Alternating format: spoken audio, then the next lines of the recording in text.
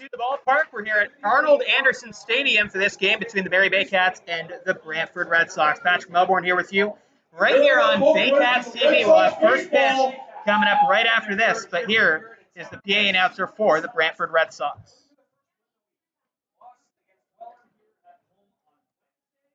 I guess he'll be a moment. Let's go to the batting orders then. To start it off, it will be the Barrie Baycats. They are the road team. So we'll give you the lineup right now. Noel McGarry-Doyle will lead things off and play center field. Juan Familia is in the 2 spot once again, as he was in the last game. He's playing left. And Ryan Rio in the 3 spot. He is hitting over 500 in his last 7 games. Jake Wilson is playing second base tonight. He is in the 4 spot. And James Anderson, the first baseman, is batting 5th. Carson Burns is the shortstop batting 6th. And Josh Kotze, making his first appearance as a Barrie Baycat, is batting 7th. Brad McQuinn in the 8th spot. And Owen Jansen is the third baseman, batting 9th. Bennett Moore is on the hill for the Brantford Red Sox. This season has not really gone the way Bennett Moore has wanted it to. He's 0-8 with an ERA over 10. This will be his 10th appearance of the season, all starts. And he's mostly trying to keep that walks, hits per innings pitched down. He's averaging a whip over 2. He has just the numbers not where he wants to be. He has more walks and strikeouts, 34 walks to 30 strikeouts this season. Also, 11 hit by pitches. The Baycats will want to be patient as they face off against the right-hander. They've actually faced Bennett Moore once already this season. He was in that game in June, early June. It was June 17th. He went 5 2/3 innings, gave up 10 runs on 5 hits, also walked 5 guys. He did strike out 5. He's a guy who has given up runs this year, 2 or more runs in every start. So the Baycats have an opportunity to get things going early here at Arnold Anderson Stadium. But you also can't take a team too lightly. This team has been better lately.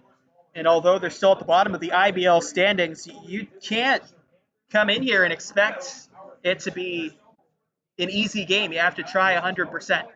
And the Baycats will be doing that here today.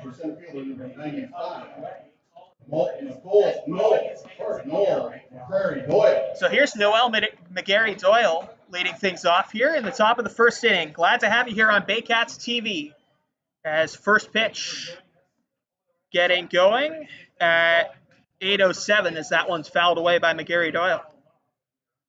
Noel is hitting .352. He's had an excellent season at the plate, mostly played left. He is in center today. They've shifted around the defense just a little bit. The normal center fielder, Jake Wilson's playing second base, up and away to McGarry-Doyle, and it is 0-2. Or 1-1, excuse me. McGarry-Doyle, a left-handed hitter, facing off against the righty Moore. Here's a pitch from Moore, and it's up and away. You wonder how patient the Baycats will be. Moore is a guy that sometimes struggles to find the zone. He'll be hoping to change that today. Pitch from Moore is a strike, and it's 2-2.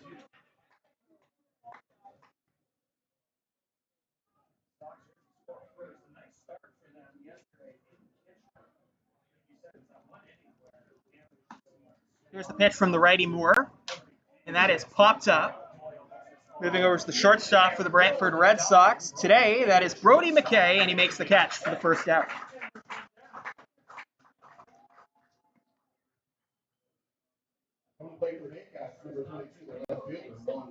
So here's Juan Familia. So Familia batting today for the first time against Bennett Moore. Moore a righty. Against the righty now, Juan Familia, and he hits that on the ground to McKay. Busy shortstop early on. He throws on to first, and there are 2 away.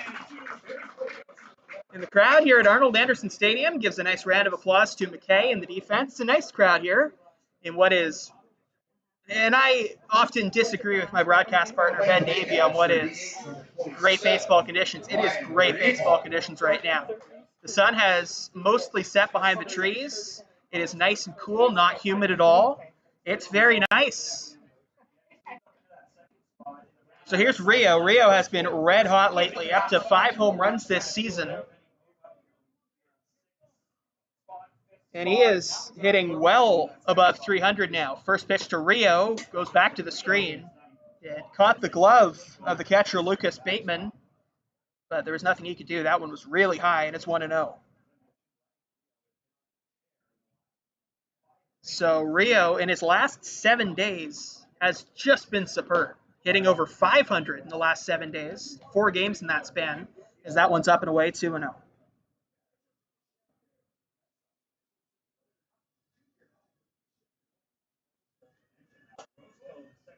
Outside. So Rio standing in now in a 3-0 count. Here comes from Moore. And that one is ball 4. It's a 4-pitch walk to Ryan Rio, and for the first time today, the Baycats have a base runner. So a pop-up to shortstop, a ground out to shortstop, and now a 4-pitch walk to Ryan Rio. That'll bring up Jake Wilson.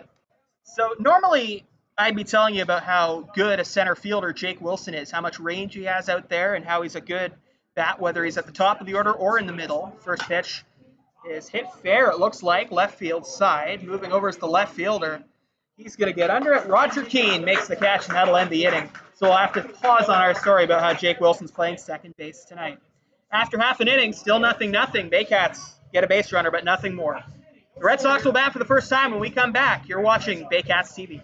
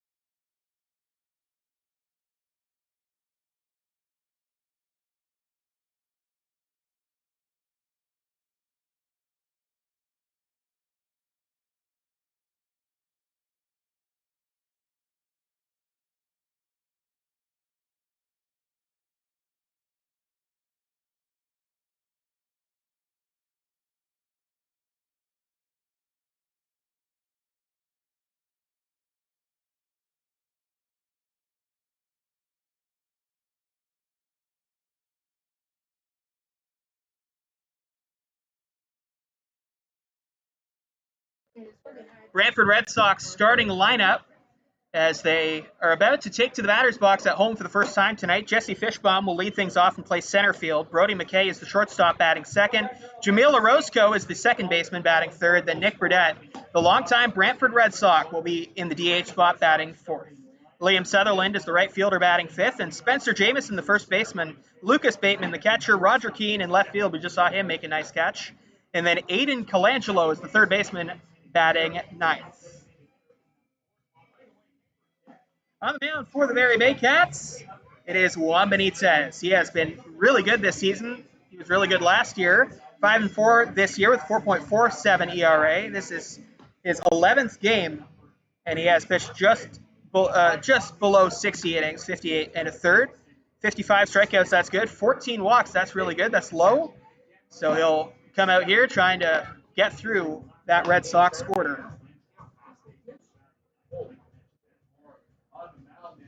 Let's give it the Baycats defense here before we get started. Left, right in the outfield will be Juan Familia, Noel McGarry-Doyle in center, and then Brad McQuinn in right. First baseman is James Anderson. Second baseman is Jake Wilson. Mentioned that briefly. And then Carson Burns, the shortstop, and Owen Jansen at third. Juan Benitez on the mound. Josh Cote is his catcher. So Benitez finished with his warm-ups, and he'll face off against Fishbaum, McKay, and Orozco. From the plate for the Brantford Red Sox, your center fielder, number 20, Jesse Fishbaum. I think Jesse Fishbaum's up. As the very enthusiastic PA announcer finishes announcing his Brantford player. I like to hear that. Gets everybody into the game. So Benitez just about ready. Righty matchup again. Baycats wearing their navy blue road uniforms with the gray pants. The first pitch is a strike, 0-1. Red Sox wearing their bright red tops with the white pants.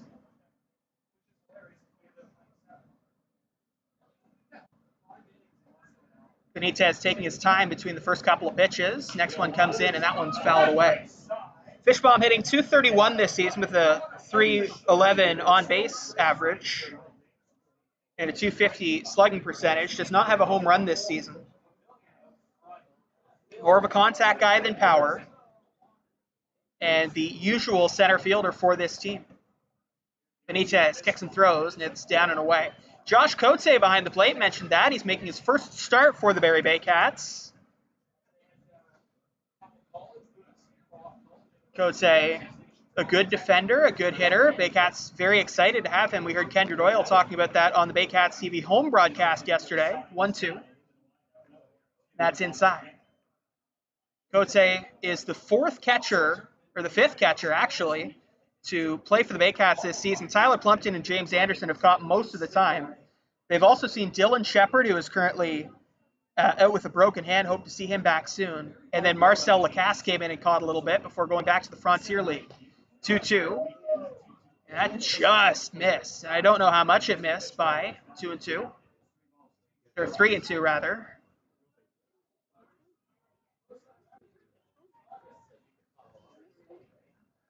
Count now 3-2. First full count of the game. Benitez kicks and throws. And that just misses up high, and Fishbaum's on via the free pass. Good at bat by Fishbaum, and that'll bring up Brody McKay.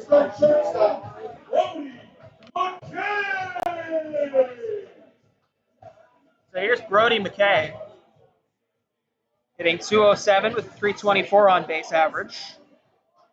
Hitting in that important 2 spot in the batting order, and has a base runner to deal with.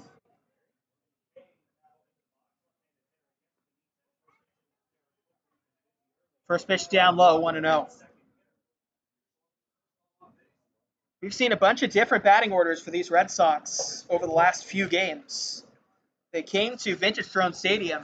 The one consistent, at least against Barrie, is that it's popped up super high. Moving over is the shortstop, Carson Burns. He'll be called off by the third baseman, Owen Jansen, who moves over and makes the catch for the first out. So that's a pop-up to third base, and it'll bring up Jamil Orozco. One of the consistent factors for the Brantford Red Sox in the last few games has been Jesse Fishbaum and Brody McKay at the top of the order. That said, they went 0 for 7 in that game in Vintage Throne Stadium. McKay reached base via the walk and made it to second base, but neither of them had a hit. Nick Burdett was batting third in that game. He's batting fourth today. Jamil Orozco has moved up from the 5 spot all the way up to the 3 spot. We saw one of the better starts of the season that we've seen between these Brantford-Barrie matchups on the Brantford side, as that's just going to miss, ball 1. Andre Vodorojic on the mound for that one. Vodorojic has been a nice surprise for the Red Sox. He's a guy that doesn't have a ton of stamina, but has nice stuff. Hit off the end of the bat, right side. It's going to go foul. Running on the play was Fishbaum, but he'll have to go back to first base.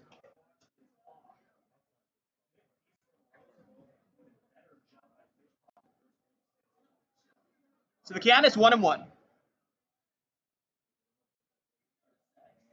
It's a Brantford team that clearly hasn't done what they've wanted to this season. That's not being bold or anything. They're 2-24 this season, or 2-29, this season, as that's a strike 1-2. But they have been playing better lately.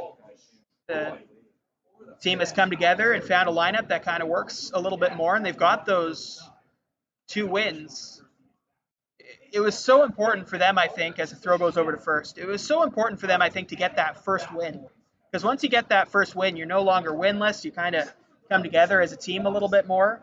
And in a league where everybody is going to make the playoffs this season, nobody is going to be out of it.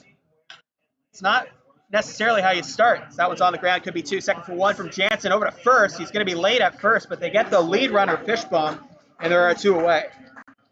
Orozco did a good job to run that out, and they still have a base runner.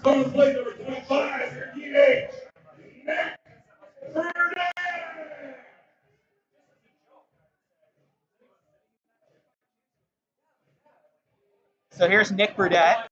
has 5 homers this season and an on-base percentage that's in the elite level at .393.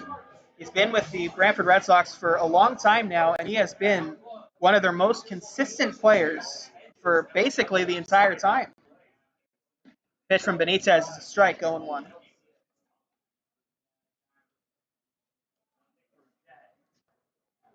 And the Brantford fans absolutely love Nick Burdett. Benitez taking his time. Now comes home, has the sign from Cote, and it's down low. Looking back in my scorebook now, it really is becoming more and more clear how close we are to the end of the regular season. That went by quick, didn't it? Feels like it just started a little while ago. 1-1 is on the ground. Jansen's going to field it, moving over to his left, throws on to first, and that'll end the inning. So, through 1, still 0-0 here at Arnold Anderson Stadium. We'll be back for the second inning right here on Baycats TV.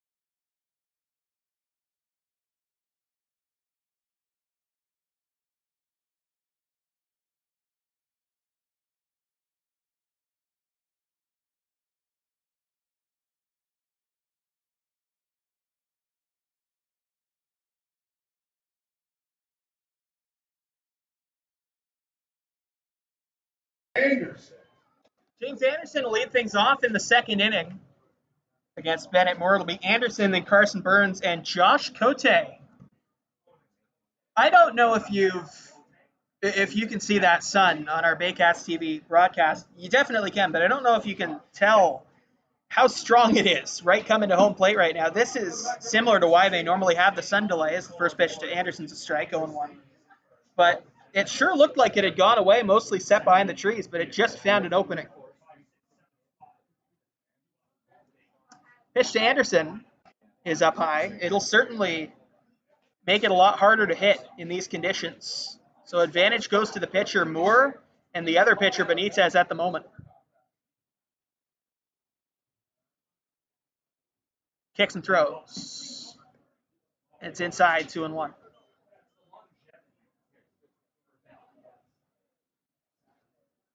Anderson had another good day yesterday. He's found himself in big situations all year. Had a couple of hits yesterday, fouls that one off. Had a couple of hits yesterday. One of them was scored in error, so it wasn't technically a hit. But he got on base and hit the ball, so we can kind of get away with calling it a hit a little bit. And both those hits were, well, one hit and one error. But I'm going to say both those hits because it's a lot cleaner as a sentence, a lot easier to say. 2-2. Fouled away. Both those hits, asterisk, were at big moments again for Anderson, who it seems like every time he is up at the plate, he has a big moment.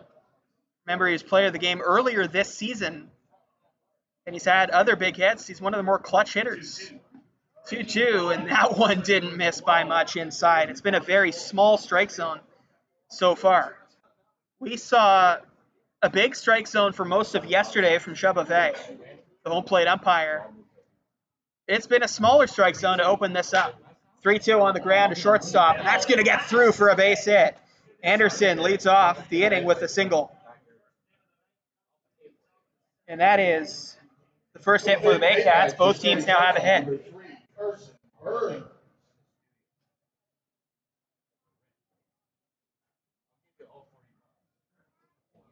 So Carson Burns will stand in. Burns' season so far has been highlighted by an amazing month of June. Sun has set a lot more, and it's going to be a lot easier to see than it was in the last 5 minutes or so. First pitch, a ball to Burns. 1 ball, no strikes. Moore ready, looks over at the runner at first. Anderson, he's got okay speed. Takes a hop but doesn't go as that one's fouled away. Burns hitting .271 on the season with a .323 on base average. You'll get elite defense and well above average hitting from Carson Burns. He's also hit for power. 1-2. Swing and a miss. It's been interesting. Up the middle, we've seen Owen Jansen and Carson Burns really have nice seasons at the plate.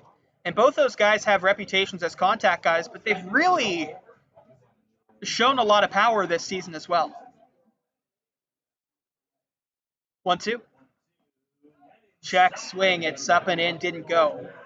And I think maybe Lucas Bateman sent a bit of a message to the umpire on that one, thinking, okay, well, the strike zone has been very small, but that sure looked like a strike to me because he kind of faked a throw before throwing it back to Moore.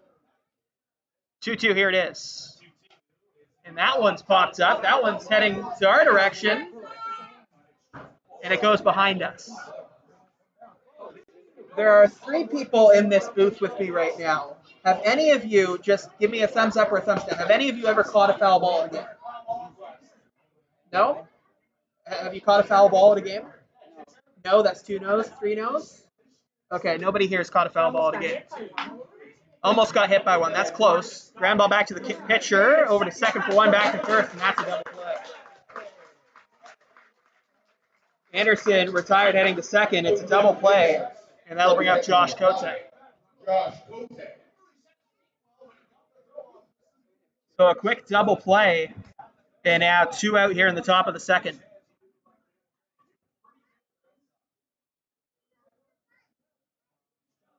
Bennett Moore, who is averaging over 2 walks, hits per innings pitched, has pitched well so far, as that's away.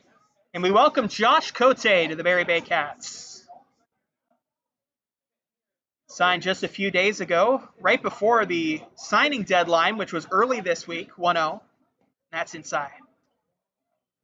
It was interesting, right before that signing deadline, we saw a bunch of players move teams, especially from that Hamilton Cardinals team where we saw, I believe it was Gabe Braun and definitely Justin Gideon moving to different teams. So that one's over Cote's head. Welcome to the IBL, Josh Cote. You're in there. Sometimes that'll happen. He's a guy who's played a lot of baseball, though, so he's used to any scenario. 3 balls, no strikes. Cote nearing a 4-pitch walk, potentially in his first IBL at bat, and he'll get it, as that's up and in from Bennett Moore. Another base runner for the Baycats, 3rd one so far today, and that'll bring up Brad McQuinn.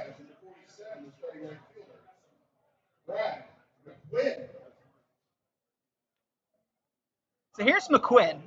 McQuinn getting a start. He doesn't start super often in the batting order, but he is one of the team leaders. He's a guy who's there every game and appears a lot off the bench, whether it's as a defensive replacement or on the base paths as a pinch runner. There's a strike. And as Bennett Moore has had a bit of trouble finding the strike zone at times this year, this small strike zone does not really suit him. He's a guy that likes pitching to bigger zones and stealing strikes. 0-1. Fouled away weakly to left side. Something you'll notice about Brad McQuinn is that he does not wear batting gloves. Tyler Plumpton also doesn't wear batting gloves. I think we saw someone yesterday on the Hamilton Cardinals who didn't wear batting gloves. Who was it? Yeah, I'm not going to remember that, but someone didn't wear batting gloves. 0-2. Here it is. On the ground, weakly to first. Moving over is the pitcher, Moore. He's going to run and step on the bag himself to retire the sign. Baycats get a couple of base runners, but again, do not score. We're through 1.5. Still Barrie nothing, Brantford nothing. You're watching Baycats TV.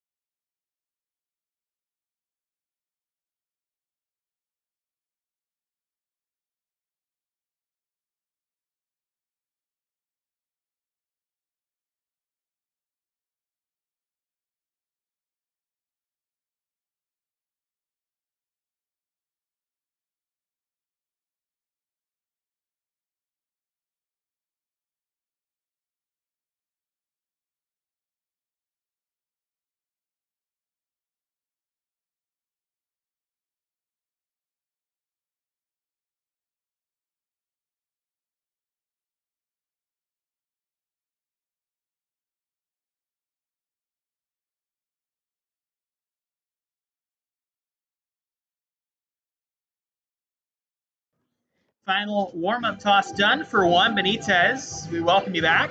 Bottom of the second inning. Over the plate, number 32, your starting right fielder, Liam Sutherland.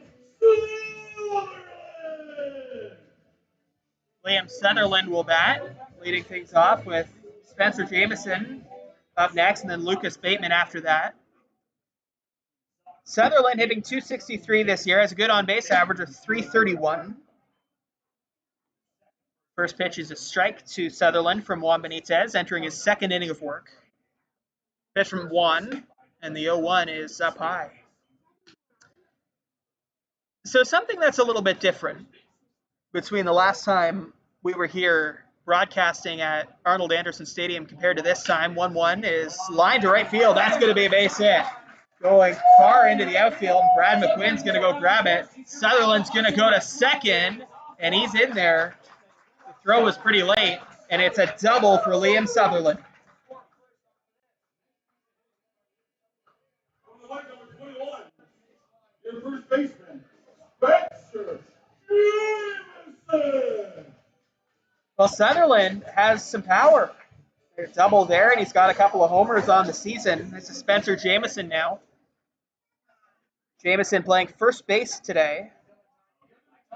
Sutherland and Roger Keane in this order both have a couple of home runs. Burdette has 5, which ties Ryan Rio at the moment. Juan Benitez's first pitch to Spencer Jamieson is up and away, 1-0. So the runner, Sutherland, takes his lead off second, 1-0, and that is up high. Brantford would love to get up early and carry that momentum into this game. It's a tough matchup for the Red Sox. And the Baycats, it's a matchup they're not taking lightly either, despite Brantford's record of 2-29. That one's down and away. That's a 3-ball count now. 3 balls, no strikes. Seeing a lot of 3-ball counts early in this game.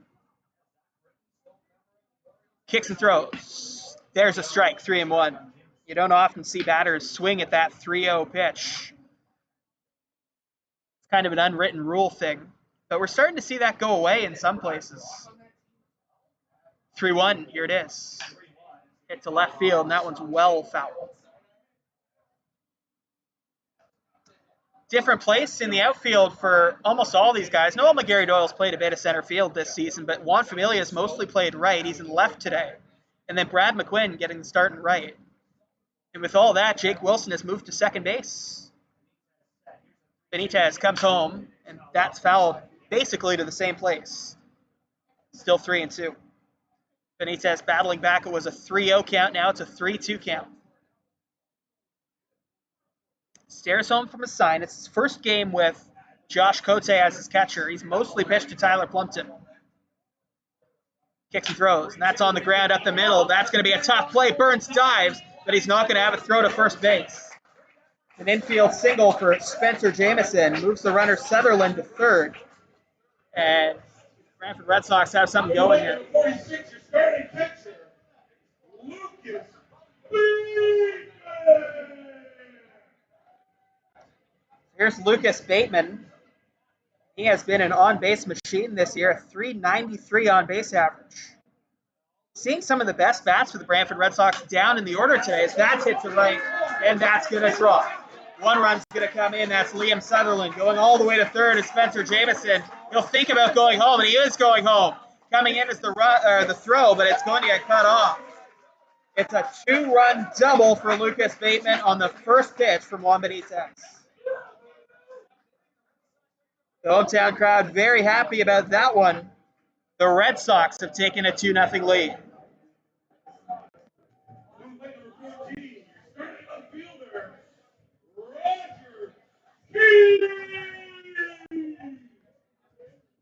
Still nobody out in the inning. Here's Roger Keane. We mentioned he has a couple of home runs, so this is not a batter Benitez will be taking lightly.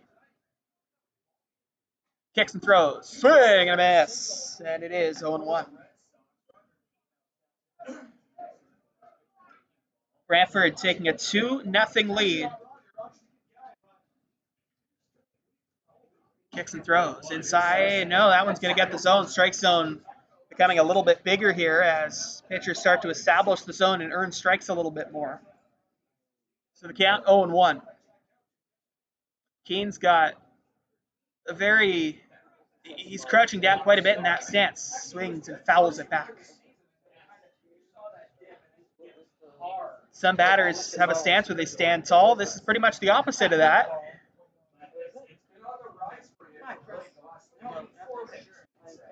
Roger Keane now. He's only hitting 181 this season, but he's got that pop in the bat.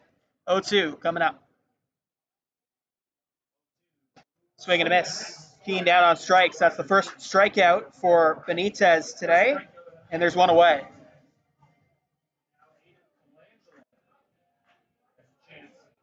Number 31, your starting third baseman, Aiden Colangelo.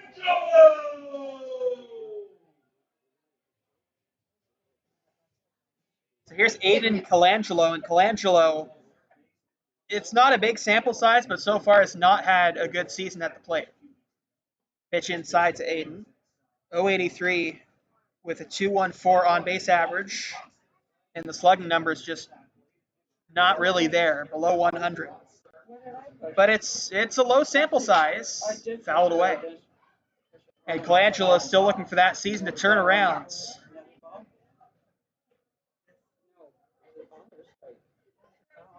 Count 0-1 to Aiden Colangelo. Benitez looks back at the runner. Bateman now comes home, and that one's fouled back. And it's 1-2. 1 ball, 2 strikes to Aiden Colangelo. Benitez looking for a second strikeout. Pitch comes home. There it is. Benitez strikes him out. Back-to-back strikeouts for Juan Benitez, and there are 2 away.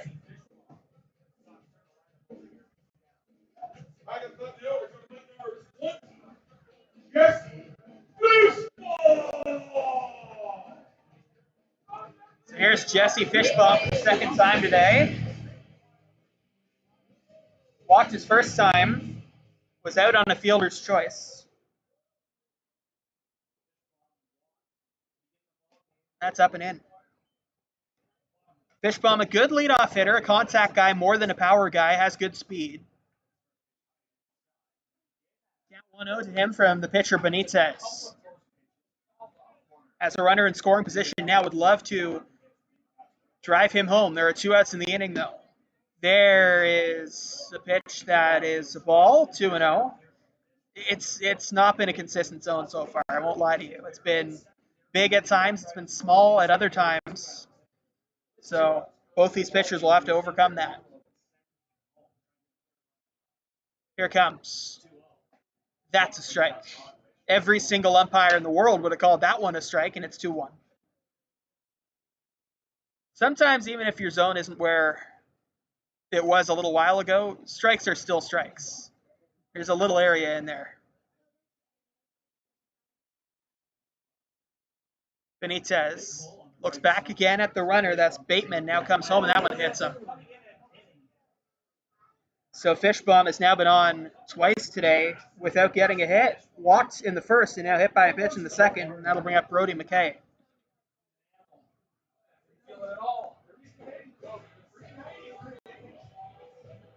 Number 84, Brody McKay. There's Brody McKay. McKay popped up to Owen Jansen at third base last time up. Benitez comes home, and that's a strike.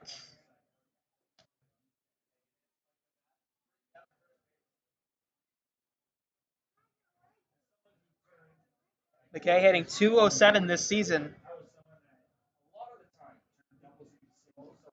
Red Sox still trying to fill that hole from when Troy Banks was in the batting order and hitting so well. Banks is no longer with the team. There's a strike 0-2. Banks came in and was a real bright spot for these Brantford Red Sox. I remember that game on June 17th. Banks reached base 4 times, scored a run as well. 0-2. Hit up the middle, moving over to Noel McGarry-Doyle. He's got good speed, and he gets under it and makes the catch to retire the side. Brantford gets 2 on the board, though, and it's 2-0 for the Brantford Red Sox. You're watching the Barrie Baycats on Baycats TV.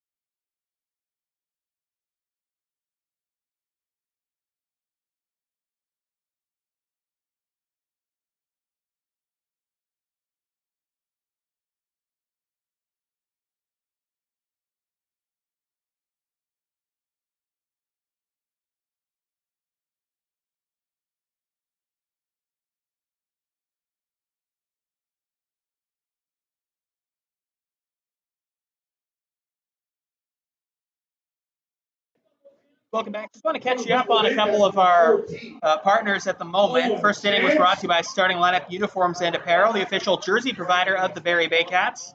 Your season starts here. Second inning was brought to you by Barrie Today. BarrieToday.com, local news, weather, Baycat scores, and more. BarrieToday.com, your community, your news. The third inning now is brought to you by First Aid Canada, your Canadian source for first aid kits, AEDs, safety products, and more. Shop online today at firstaidcanada.com. Owen Jansen will lead things off. Apologies for the delay on those. Just dealing with a bit of technical difficulties behind the scenes.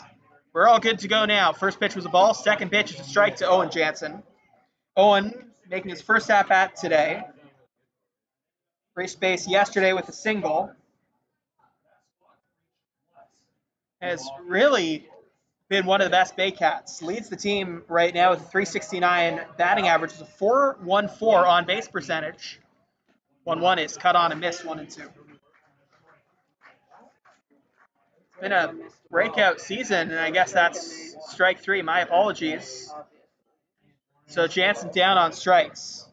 I think I missed a strike there while I was reading the partner. So Jansen down on strikes, and that'll bring up Noel McGarry-Doyle. So now McGarry-Doyle, who popped up to shortstop his first time up, will bat. Lefty hitter against the righty pitcher. First pitch to McGarry-Doyle is up high.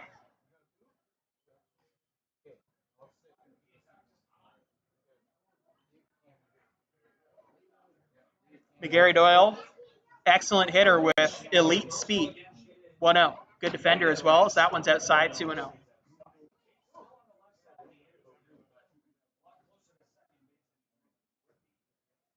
Sun's starting to set at the ballpark. A really nice crowd on a really good evening for baseball. 2-0. On the ground to second base. Moving over to first base. Second baseman, Jamil Orozco, 2 away. 2 quick outs for Bennett Moore, and this has already been one of, if not his best start all year. That'll bring up Juan Familia. Familia looking to get on a roll. He came into the IBL with as hot a start as we've seen from anybody, but has cooled off a little bit since then. That one's down and away, check swing. They check at first, and they say he did not go. So the count is 1-0.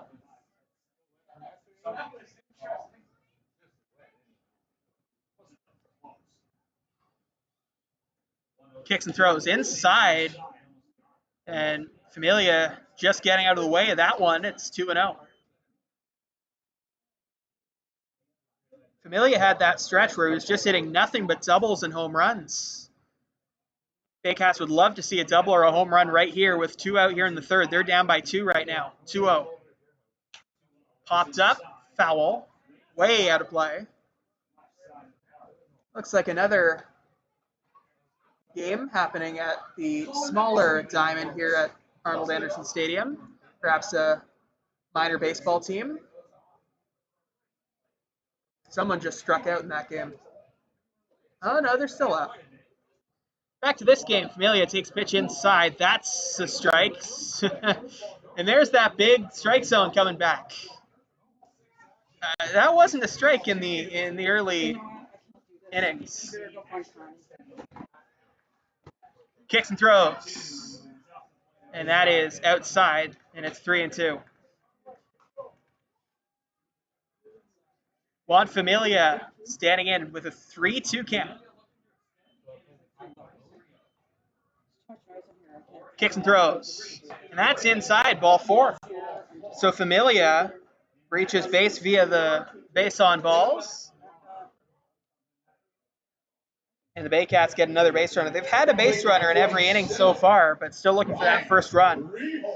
And now Ryan Rio, who has been as hot as anybody at the plate in the entire IBL, has been seeing the ball so well and getting on base an awful lot, whether it's singles, doubles, or homers. Up to 5 homers on the season, Rio is. And he's also drawing the walk a lot. Drew a walk in the first inning. That was a 4-pitch walk. as the first pitch is a ball there, 1-0.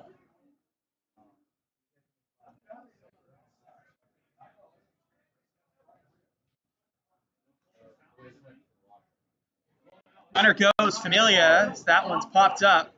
It's in the infield. Moving over is the third baseman, Hayden Colangelo. He makes the play, and that'll end the inning.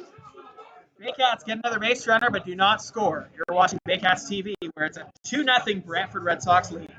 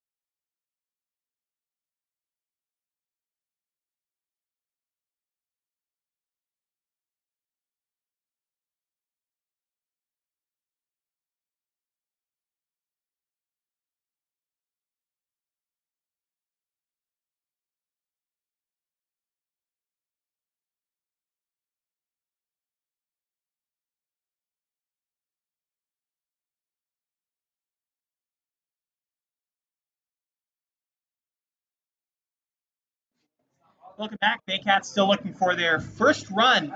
From plate number 2, Jamil Orozco. So here's Jamil Orozco. Yes, a hit today. A lot of these Brantford Red Sox have already reached base today. Baycats have limited them to only a couple of runs early, but they've had opportunities all the way through so far. First pitch up and into Orozco. Fans, just one more Saturday afternoon home game at Vintage Throne Stadium that starts at 4 p.m. this season. Those are Junior Baycats days with the support and partnership of Rock 95, Cool FM, Barrie 360, Moonwalk Entertainment, and Dream Parties. Family fun will be taken to a whole new level. You can see the full theme night schedule on BarrieBaycats.com. We had a theme night yesterday, country music night, and that was fun. Had country music walk-ups for all the different batters.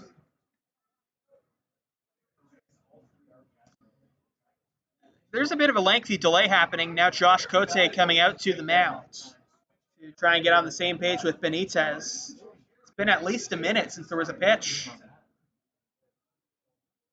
So Cote on the same page now with Juan. And how much different does this Baycats rotation look now that Frank Garces is at the top of it and pitching like he did in 2018? If yesterday is any indication, big cut and a miss from Orozco, and it is 1-1. We saw Garces for the first time this season yesterday, and oh man, was he good. 1-1's fouled away. He was just brilliant, to be honest.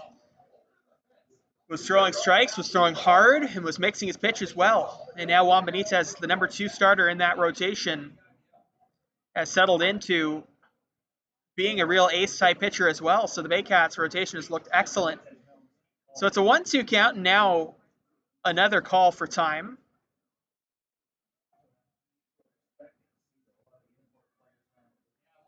Kicks and throws. Hit fair, first base side. James Anderson makes the catch on the line drive. Orozco down. 1 away.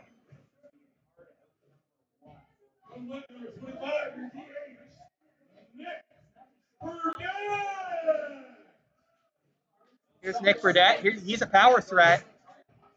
5 homers on the season.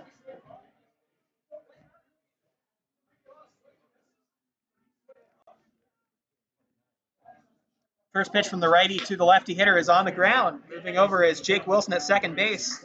Throws it over to Anderson. Wilson's looked good at second whenever we've seen him there over these last couple of years. And that's a quick second out. Here's Liam Sutherland.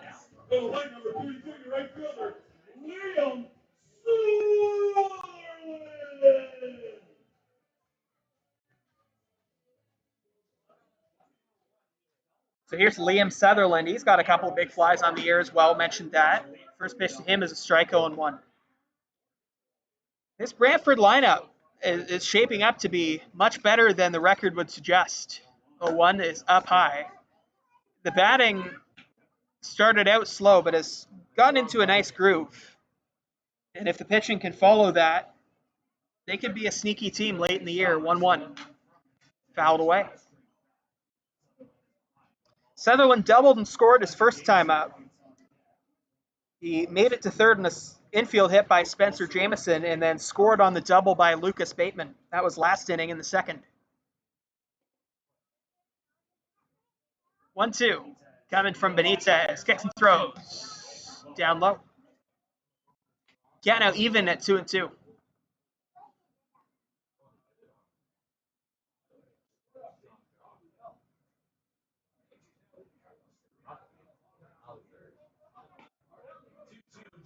Two is down low. A little bit inside as well. 3-2. Spencer Jamieson is on deck. Sorry for my silence there. I was just trying to listen to the score that Reese Demaney was reading out. Hit to right center field. Moving over is both McQuinn and McGarry Doyle. Neither one is going to get it. Rounding first and heading to second is Sutherland. He's got a couple of doubles on the day. Liam Sutherland is seeing the ball really well. And another extra base hit for the Red Sox early on. I was trying to listen to Reese say the out-of-town scores because I do not have them in front of me. I'll check with him in the inning break about that. What I do know is that Liam Sutherland has crushed the ball today. He just missed a home run on that as it split the outfielders, Brad McQuinn in right field, and in center field, Noel McGarry Doyle. And now Spencer Jamieson, who had an infield hit his first time up, bats with 2 out, and a familiar sight, Liam Sutherland on second base. Benitez taking a deep breath, steps off, just needs an extra second.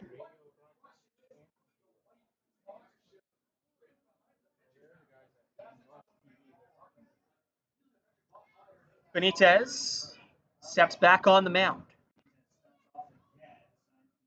And now looking in to Josh Cote, getting into a rhythm with his new catcher. Kicks and throws. That is off the plate outside. And it's 1-0.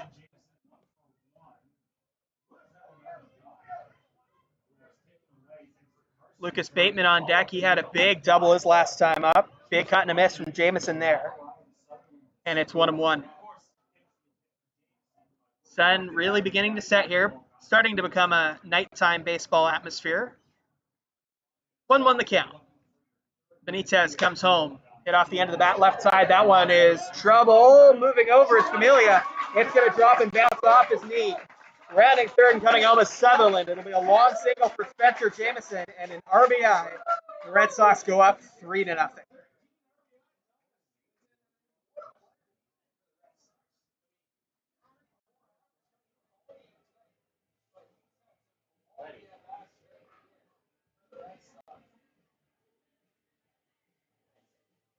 So Jamieson singles to left field.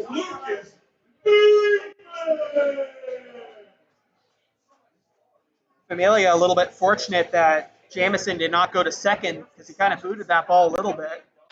And that's on the ground. First pitch to Lucas Bateman is thrown from shortstop to second base from Carson Burns to Jake Wilson, and that'll end the inning. They get Jamieson as the force out.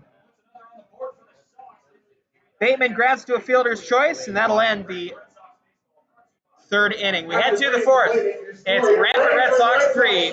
It's Barrie Baycats 0. You're watching Baycats TV.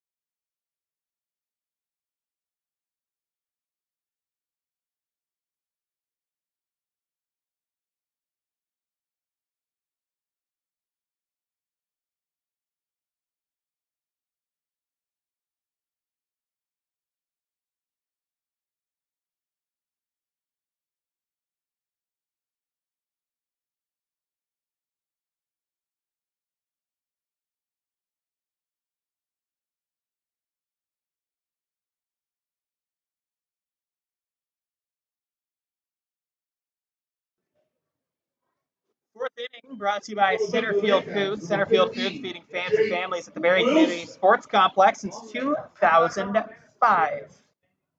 We're here at Arnold Anderson Stadium right now, and the Brantford Red Sox have taken a 3-0 lead over the Barrie Baycats. Bennett Moore pitching well so far and comes home. First pitch swinging for Jake Wilson is fouled away.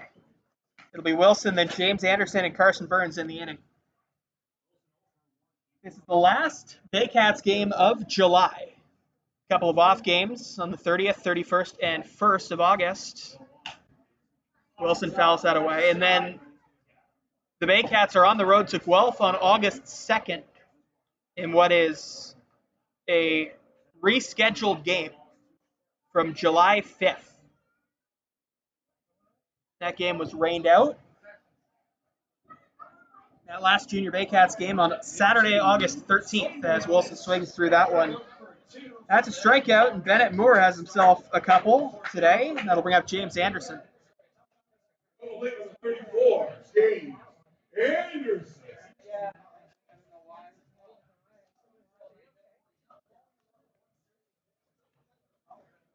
Moore mixing his pitches well, and that'll bring up James Anderson.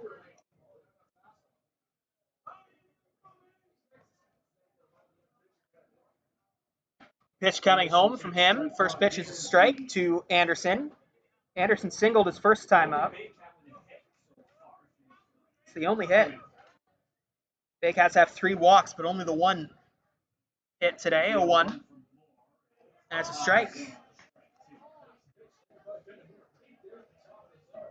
Strike zone is becoming a little bit more familiar. It was big and small early on. Now it looks a bit more consistent over the last inning or so. 0-2. Down and away. Count now 1-2. Anderson, second straight start at first base. That's on the ground, right side, and foul. Malik Williams, who had been playing first base for quite a bit, played that game in Toronto, but has not been in the lineup the last 2 games. Ryan Rio has DH. He can also play first base, but he has DH'd over the last couple of days. 1-2, here it is. And that one hits him. Anderson hit by a pitch. And that, I believe, is Bennett Moore's 12th hit by pitch of the season. Baycats have had a runner in every inning so far, and they have one with one out here in the fourth. Here's Carson Burns.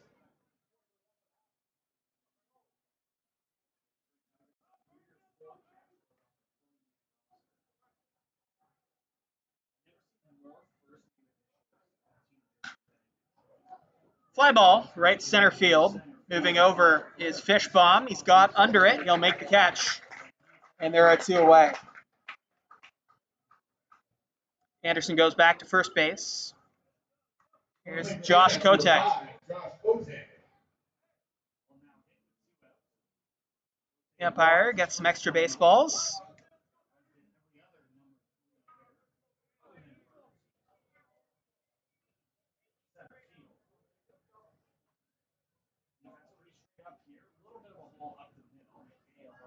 Kotek batting here has a stance with the bat over his shoulder. Doesn't move much as that ball's down and away.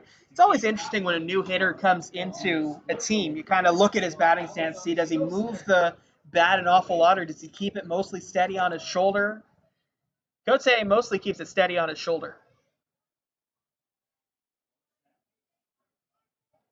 Kicks and throws up high. This game's just about an hour old, by the way.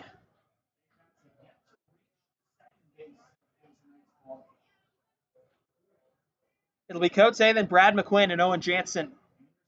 Two out, though. Bennett Moore working well. Here it is. On the ground, left side, foul.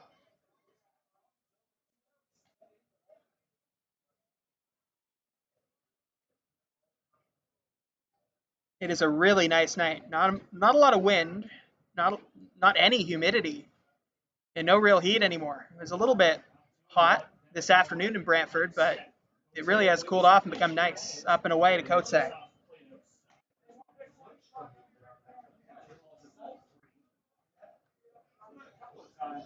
Three balls, one strike to Josh Kotek. That one's hit to left and hit very, very well. Moving back is the left fielder, and Josh Kotek, in his first game as a Barrie Baycat, has gone deep. What a moment for Kotek. And it's now 3-2. Kotek crushed that. And it's a two-out home run. As the team celebrates, he gives a big hug to manager Josh Matlow. What a moment for Josh Kotek in his Baycats debut.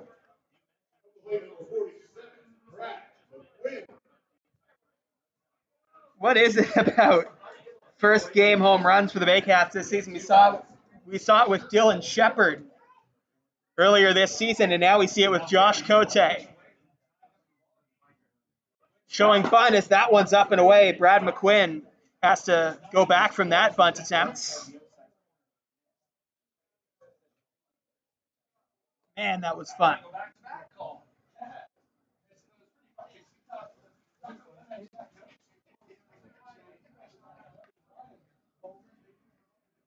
McQuinn fouls that one back again.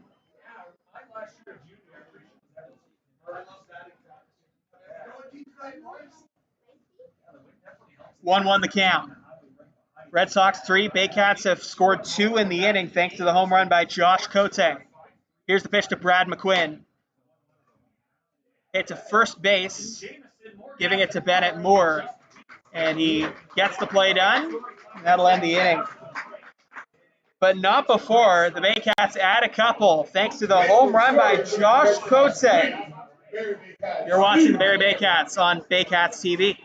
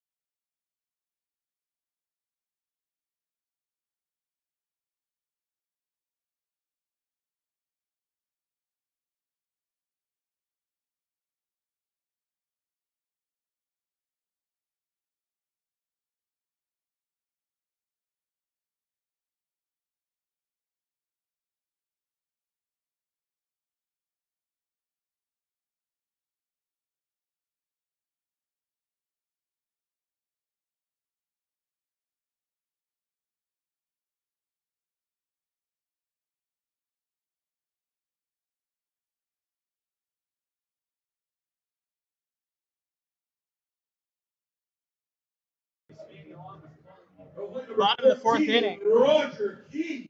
As there's a bit of a delay because Juan Benitez was ready, but the PA was not finished yet. So Roger Keane standing in.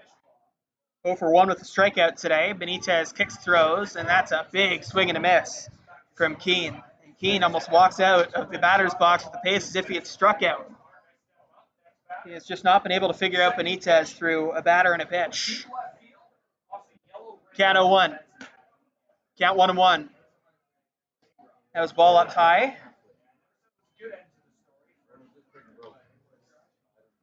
Now a one-run game here at Arnold Anderson Stadium. There's a strike, and it's 1-2.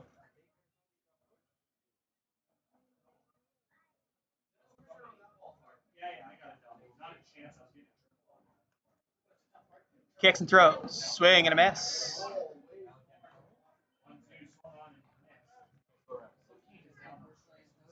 So Keane down on strikes for the second time today, and that'll bring up Aiden Colangelo. Number 31, Aiden Colangelo.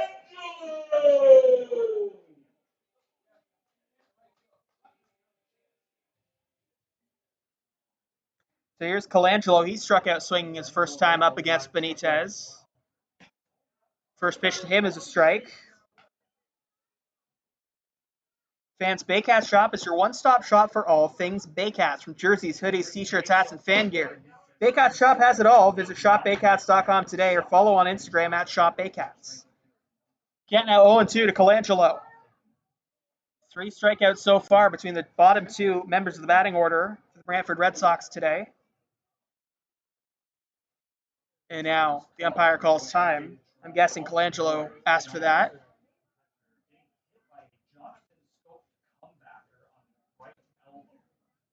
Kicks, throws.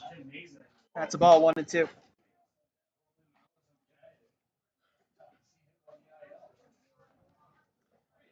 Benitez stares in at Cote. The 1-2. Down and away, gets away from the catcher, but there's nobody on base. And it's 2-2.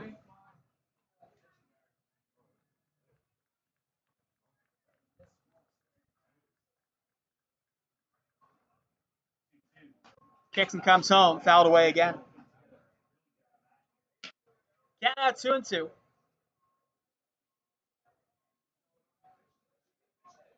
The Red Sox having a bit of a job showcase out front. That's fouled away again. Count remains at 2-2. It's been a nice at-bat for Colangelo. They had a bit of a job showcase out front today. They had a really nice setup. Bunch of booths. It was cool to walk through. 2-2, here it is. There's strike 3. Benitez gets his 4th strikeout. First one looking, and there are 2 away. Between Keane and Colangelo in the 8-9 spots, there are now 4 strikeouts. Up the yard, number 20, Jesse Fishball.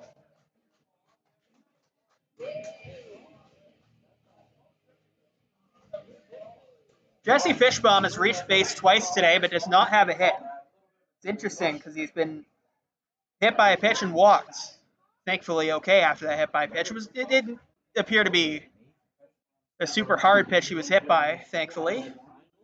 First pitch of ball to him. And now standing in for at-bat number 3.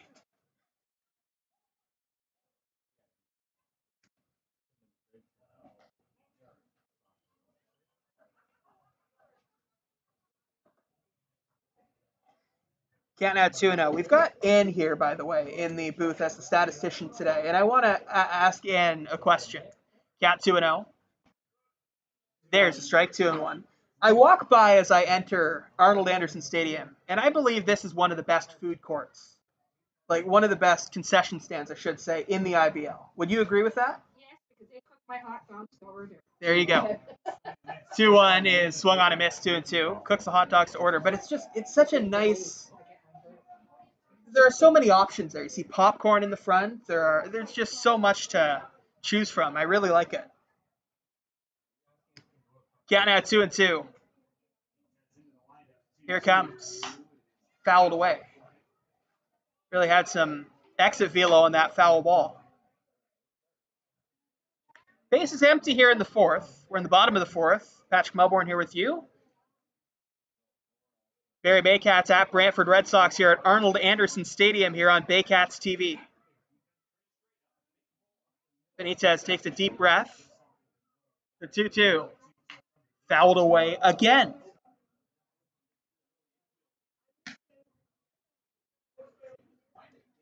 Benitez being forced to throw a lot of pitches through the first 4 innings of this game.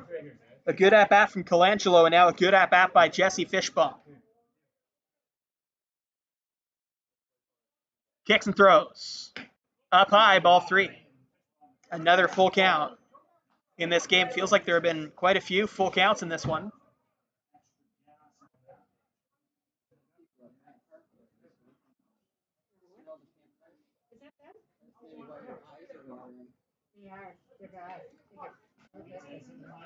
Kicks and throws. Swing and a miss.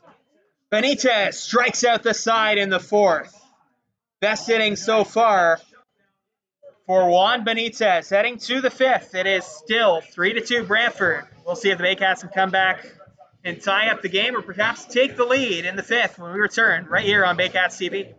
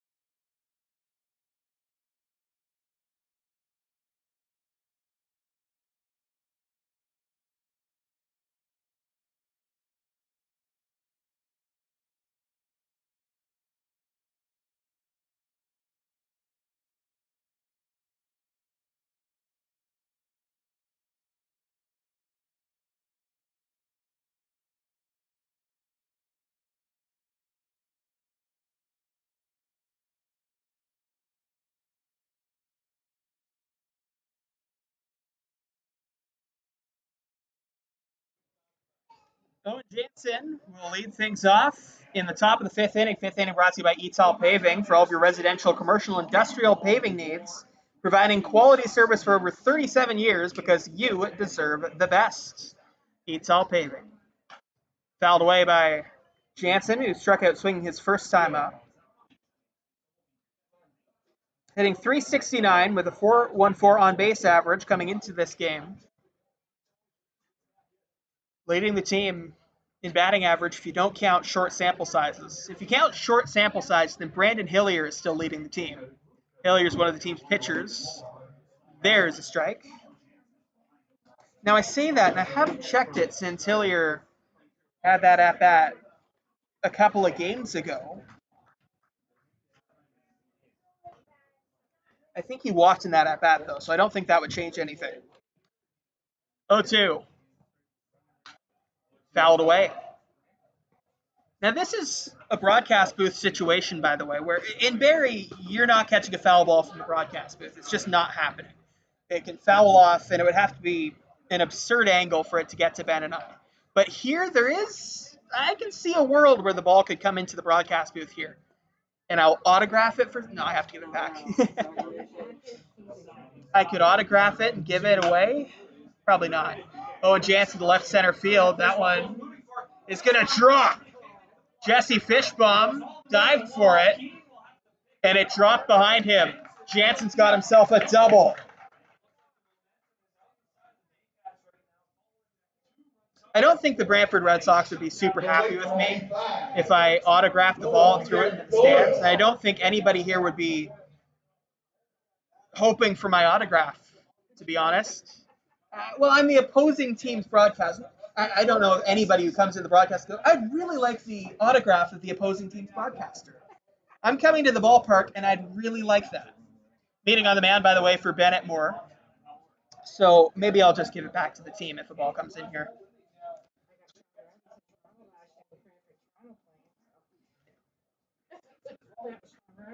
Sean Riley. And mentioning she got Sean Riley's autograph. Here's Noel McGarry Doyle, by the way. Jansen at second base. First time today, McGarry Doyle's had a runner on base during an at-bat. Shows bunt. Pitch is low. He did not get it back in time, and it's 0-1.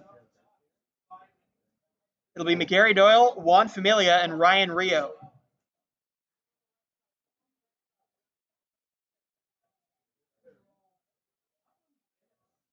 Righty thinks about coming home, but actually goes back.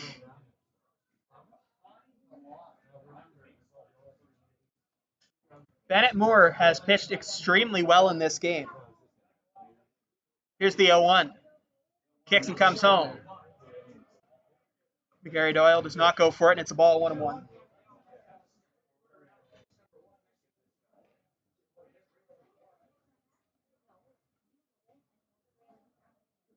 Runner takes the lead off second base. Moore with the glove by the waist. Looks back at Jansen at second, now comes home. And that's low, and it's 2-1.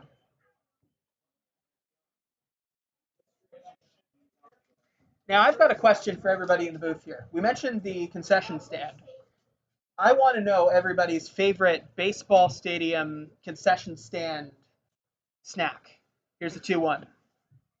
Moore kicks, throws. Broken bat hit to shortstop. Really nice stop, but he's not going to be able to do more than knock it down. It's a base hit for Noel McGarry Doyle. The Baycats have runners on the corners here in the fifth. Nobody out. So let's start. What's your favorite? It can be any stadium. What's your favorite ballpark food? Okay. Do you have a favorite? Like, I've never been. Fair enough. What about you? I'm going to be partial to Brantford. I've been to all the parks. But I mean, like, when it comes to any snack bar, what is your snack of choice?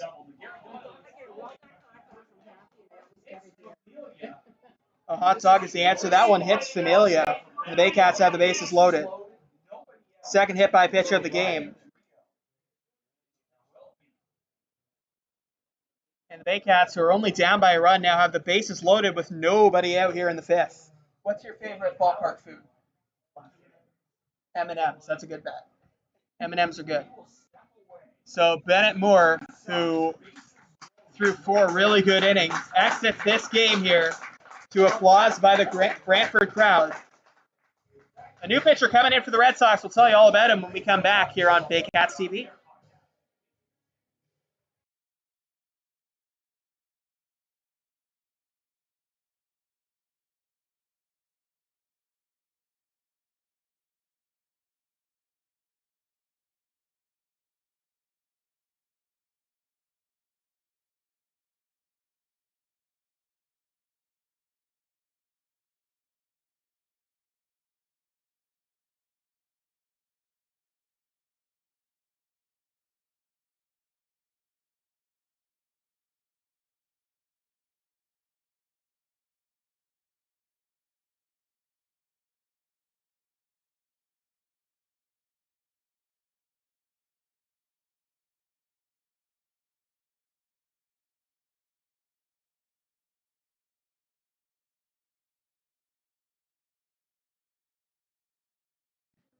New pitcher for the Brantford Red Sox is a left-hander, Danny Howitt. He's the second pitcher of the day after Bennett Moore. The Baycats have the bases loaded with nobody out here in the fifth inning.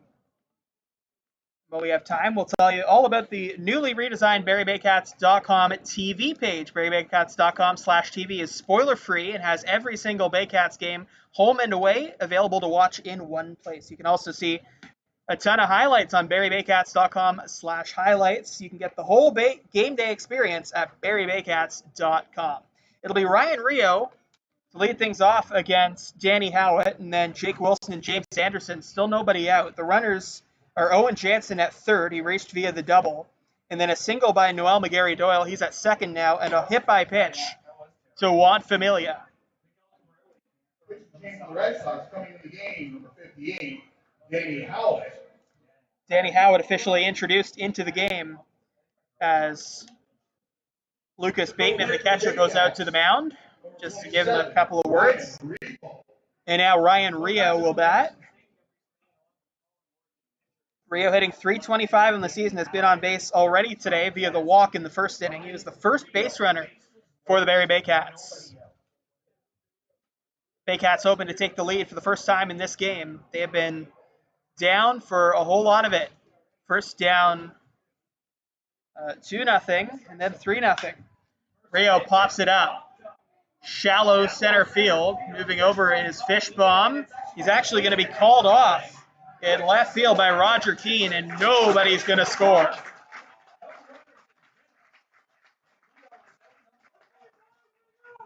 It was just a little too shallow, and Keane managed to get it in as quickly as possible, really, and Jansen was held at third.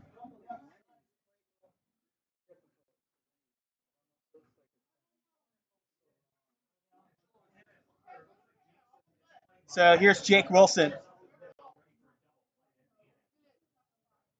Base is still loaded. Lefty hitter against the lefty pitcher. That generally benefits the pitcher. Hit to left field and foul. It generally benefits the pitcher, but Jake Wilson sees left-handed pitching pretty well. It'll be Wilson, then James Anderson, and Carson Burns. There's one out here in the fifth. Here's the 0-1. Just misses, 1-1. Baycats, I think, catch a bit of a break there. Not to insert my opinion too much, but that has been called a strike today. So the Baycats, fortunate to be in a 1-1 count. Howitt ready on the mound, kicks, throws, fouled away.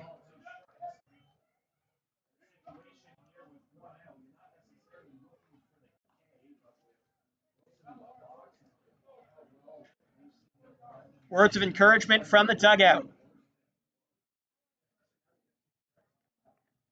Wilson ready. Howitt ready. Howitt comes home. Wilson swings. It's foul again. Moving over, though, is a whole lot of fielders led by the third baseman, Aiden Colangelo.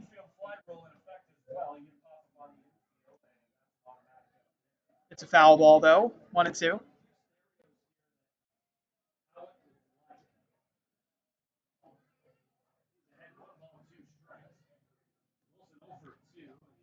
Wilson ready. Howitt ready. Howitt comes home and again fouled off. Same area except stronger hit, so it went out of play a lot quicker.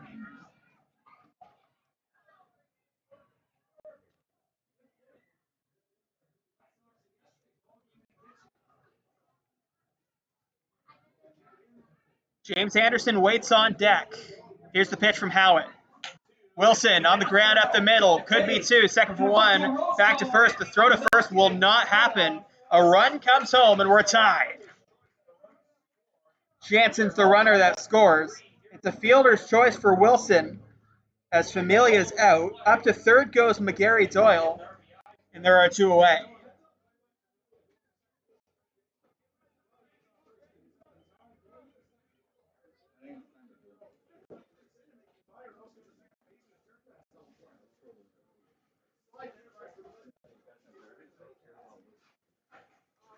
So here's James Anderson. Game now tied at 3. First pitch is fouled this time on the right side. There were a few foul balls to Wilson. They were all on the left side from the left-handed hitter. Now that one was hit to the right side from the right-handed hitter. Count now 0-1.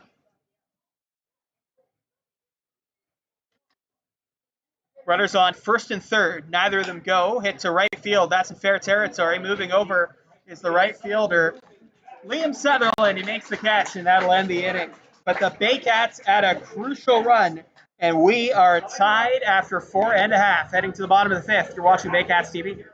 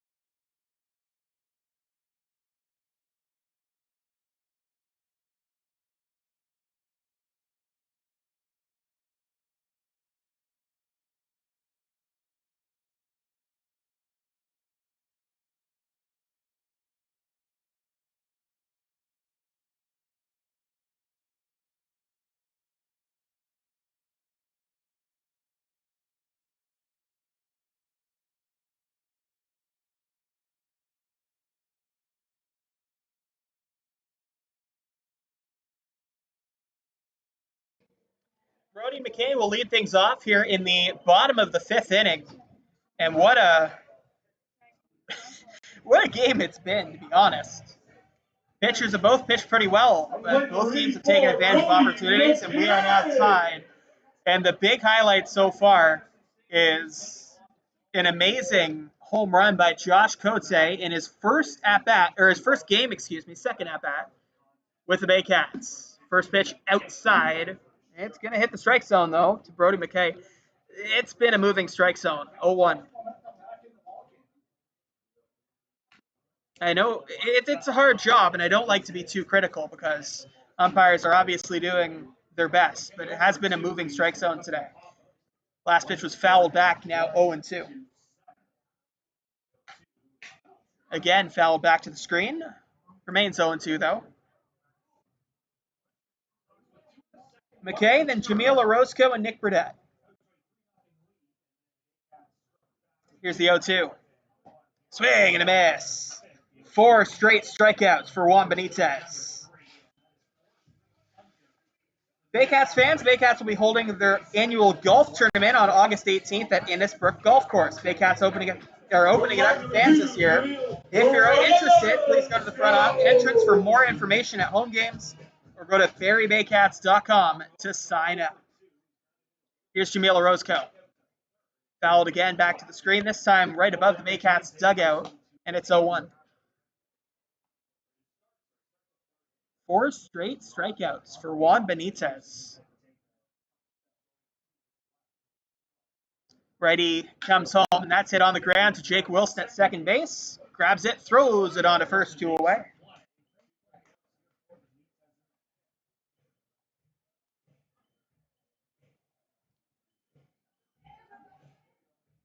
Here's Nick Burdett.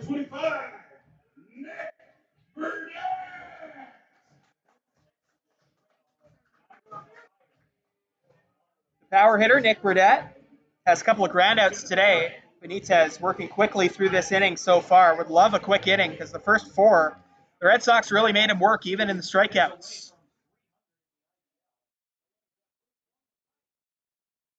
Pitch from Benitez. Down low. Ding. Okay. Oh, fence. something hit the fence. Made a noise almost like a recorded sound effect, didn't it? The bat. Yeah. 1-1 the count. That's on the ground to Wilson. Wilson moving to his right, throws it on to first, and that'll end the inning. A really nice quick inning for Juan Benitez, and we're through 5 here at Arnold Anderson Stadium. Baycats 3, Red Sox 3. You're watching Baycats TV.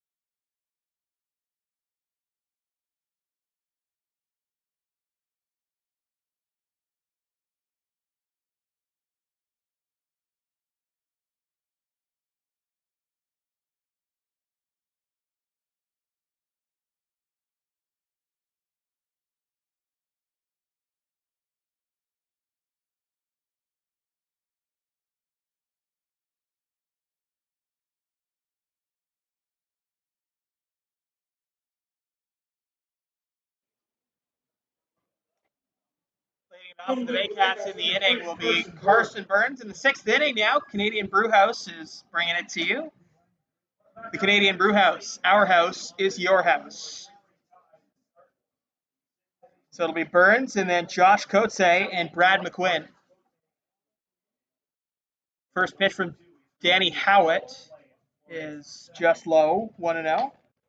Howitt entering his first full inning of work, came in relief of Bennett Moore with the bases loaded and nobody out last inning, and did a really nice job, kept the Baycats to only 1 run.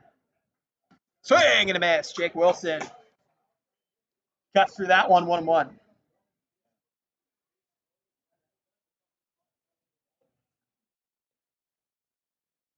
Different test now for Howard on the mound. Stares in, takes a while to get his sign, now has it from Bateman. Here it is. Down and away. Count now 2-1.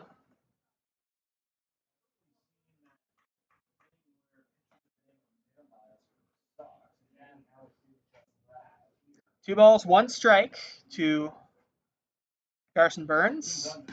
That's outside. That's going to be a strike. 2-1, or 2-2, excuse me.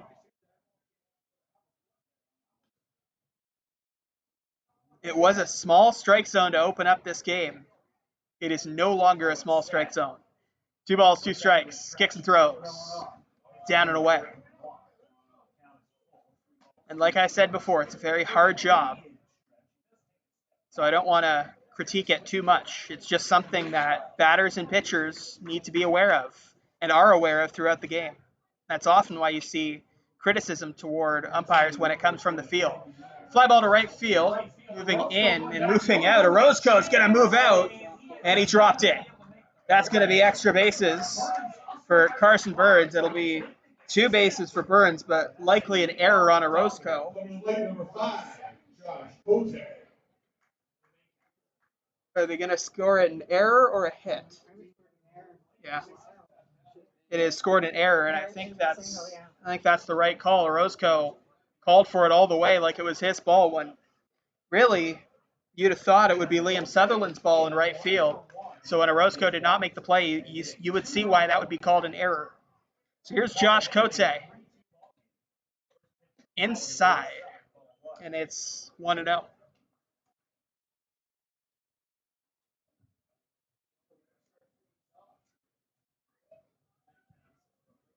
Cote has walked and homered in a strong debut so far.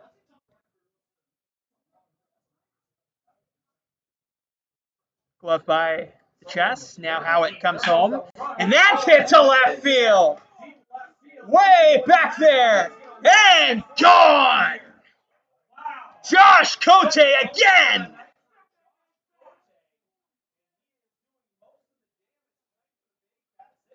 A 2-run home run for Josh Cote. 2 homers in his debut with the Baycats.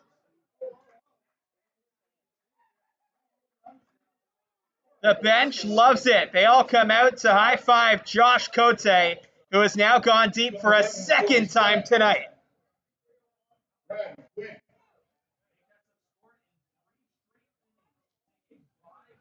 Baycats up 5-3.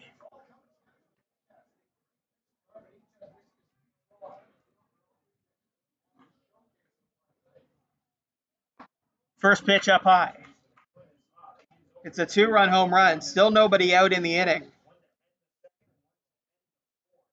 Cote crushed that ball. And he crushed the one in the 4th inning as well. Count now 1-0 to Brad McQuinn, now 2-0.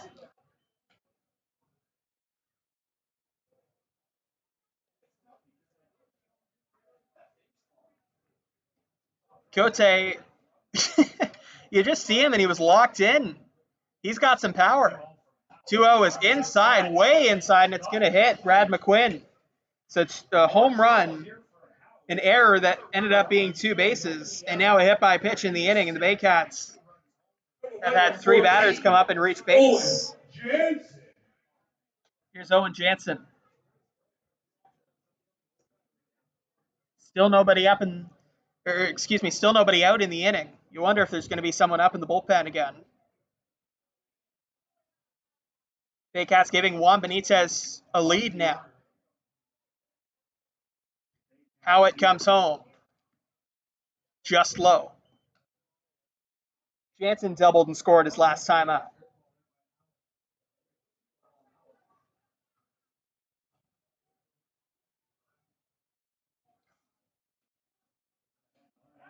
Over to first, and back in time is Brad McQuinn. McQuinn's got some speed over there at first. Comes in as a pinch runner fairly regularly. 1 ball, no strikes. Jansen hits it to right center field, moving over his fish bomb. He's got it. And that's the first out of the inning. Going back to first base is Brad McQuinn.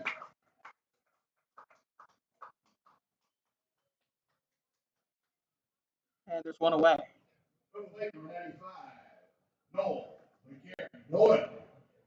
So here is Noel McGarry-Doyle. He singled and reached to third base last time up.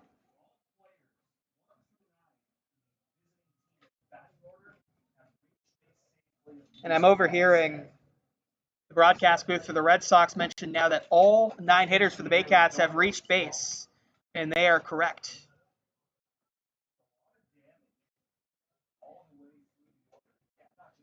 Count now 1-0 to McGarry-Doyle. Swing and a miss. McGarry-Doyle. I think he just got a piece of that, actually. Still 1-1.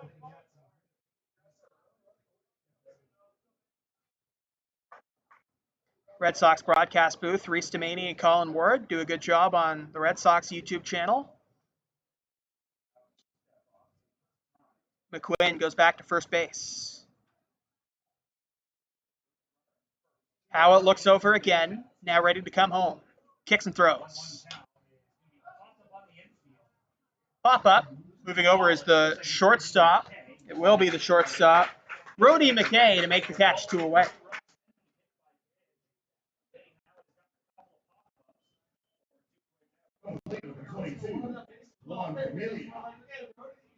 So here is Juan Familia. Familia has walked and been hit by a pitch. She's also grounded out. Fourth time through the order now for the Baycats against Brantford pitching between Bennett Moore and Danny Howitt.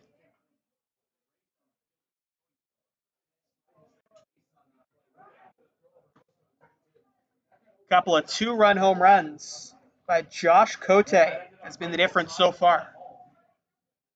Cote playing his first game with the Barrie Baycats. Up and away.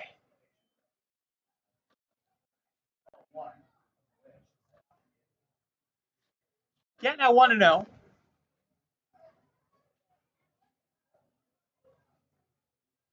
Brian Rio watching from the on-deck area, trying to get the timing down for this lefty pitcher. He's a lefty hitter, so it's always a little bit trickier facing off against that lefty pitcher as Familia swings and misses through that.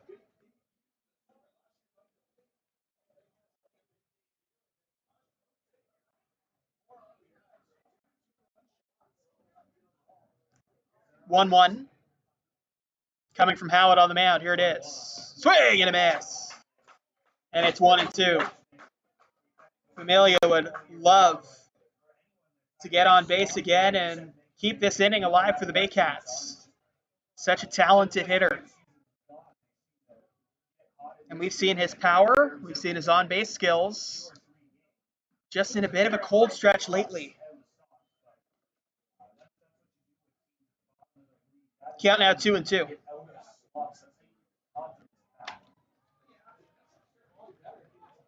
Howitt ready. Now comes home. That's hit to left field. It's not going to be too deep. Moving in is Roger Keane, and he'll make the catch to retire the side. But the Baycats add two more thanks to another home run by Josh Cote. They're up 5-3, heading to the bottom of the sixth inning. You're watching the Baycats and Brantford Red Sox here on Baycats TV.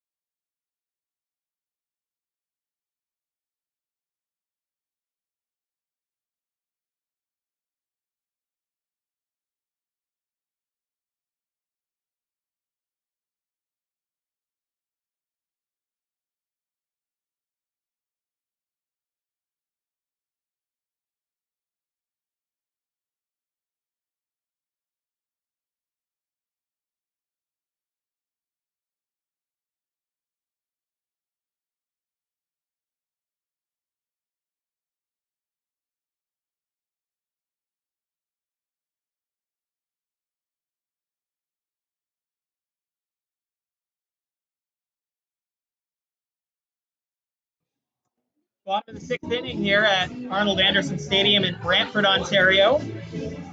Liam Sutherland will lead things off for the Brantford Red Sox. Spencer Jamieson after that, and then Lucas Bateman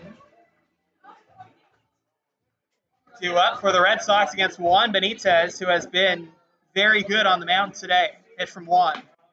Now pitching with a two-run lead. And that is huge for your confidence when you know your team's giving you the run support and giving you the lead. Inside. Just going to get the strike zone, though, 1-1. I think I've just been bad at guessing what this umpire is going to do tonight. 1-1. That's a strike. 1-2.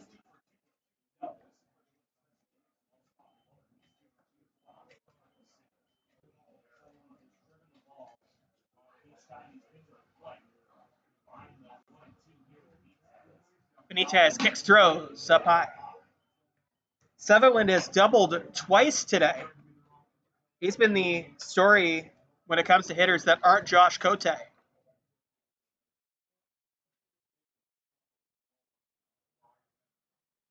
2-2. Popped up, foul, and out of play.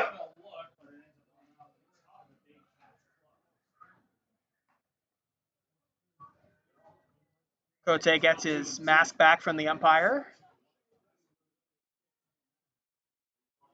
And as standing back in is Sutherland.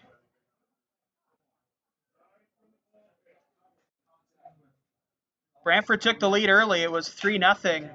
And the Baycats battled back and battled back. It was 3-3, and now it's 5-3 Baycats in a game that is close to reaching the 2-hour mark.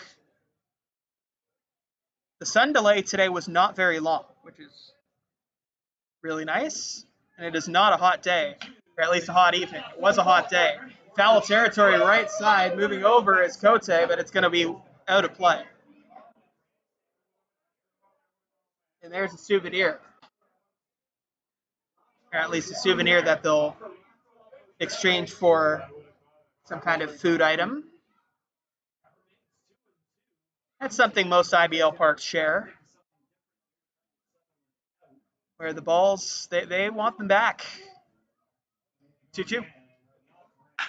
On the ground, left side, foul.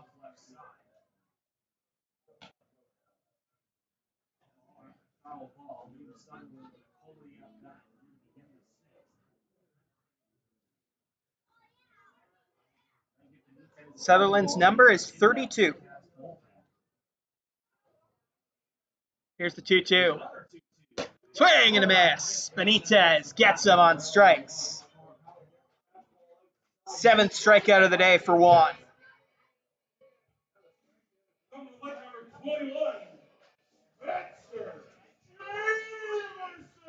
And importantly, the first time today that Liam Sutherland has gone down on strikes. He's doubled twice.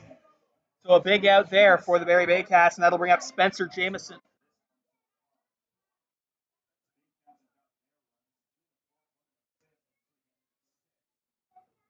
Jamieson has an infield hit, and he scored after that, and he also has a single. He was out on a fielder's choice after that. So he's been on base both times today. And he's a good hitter. He's hitting .285 for this Brantford club. Spencer Jamieson stands in. Pitch from Benitez up and inside the strike zone. 0-1.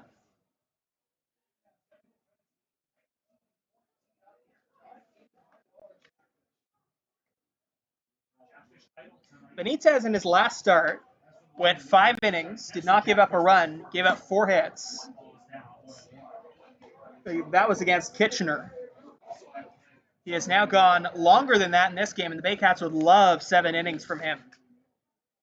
At minimum, they'd like 6. There's a strike. Yeah, now 1-2 to Spencer Jamieson.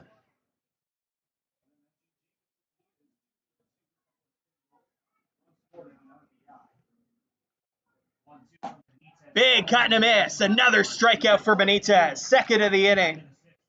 8th today.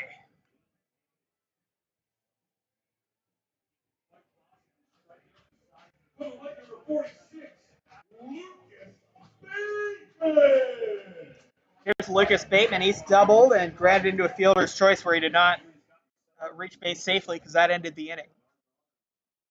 So a couple of... He's been seeing the ball well today, and a double is his biggest hit. Benitez has already struck out the side once. He'd love to do it again here. Count 1-0 to Bateman. Bateman has a .393 on base average. 1-0. There's a strike.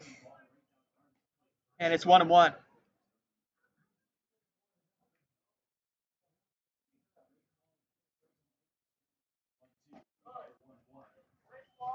That's inside, 2-1. Just looking down the list here at the box score so far. Benitez has been good today. Here's the 2-1. Fouled back off the end of the bat. I think Bateman may be frustrated that he didn't get all of that one. He sure swung like he was confident, and he picked the right pitch, just a little bit under it. 2 balls, 2 strikes, 2 outs here. Baycats lead 5-3 in the 6th. Here's the pitch from Benitez, and that's inside, 3-2.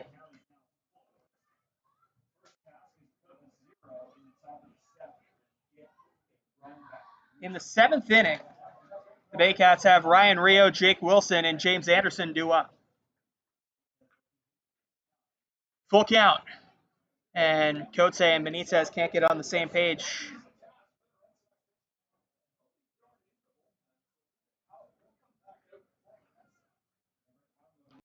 Umpire points at the pitcher. Benitez, ready on the mound, comes home. There's strike 3. Bateman tried to sell it, but it was right in the middle of the zone. And for the second time today, Juan Benitez has struck out the side. Heading to the 7th, Baycats have a 5-3 lead. You're watching the Brantford Red Sox and the Barrie Baycats right here on Baycats TV.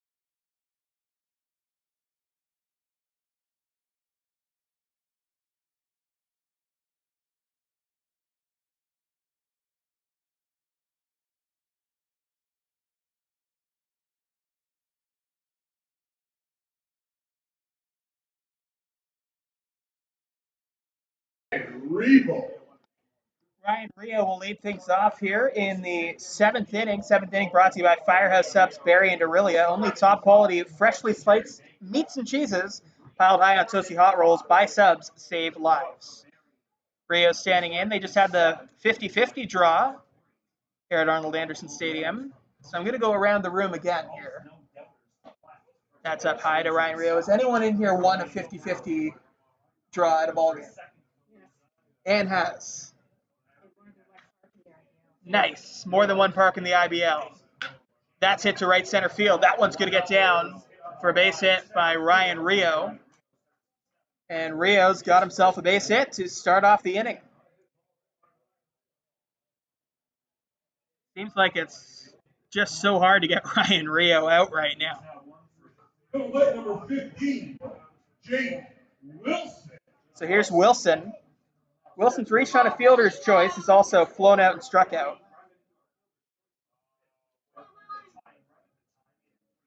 The lefty Howitt comes home. Danny Howitt still in the game as Wilson bunts it back to Howitt. Howitt's not going to have a play. Rio gets to second base. Wilson up to first. It's a bunt single for Jake Wilson. So here's James Anderson. Suddenly 2 base runners on for the Baycats with nobody out here in the 7th.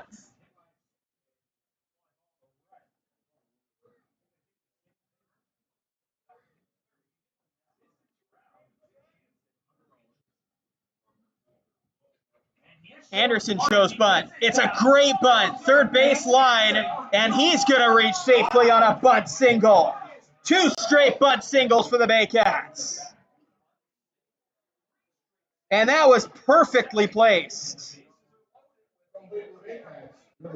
Bases loaded once again.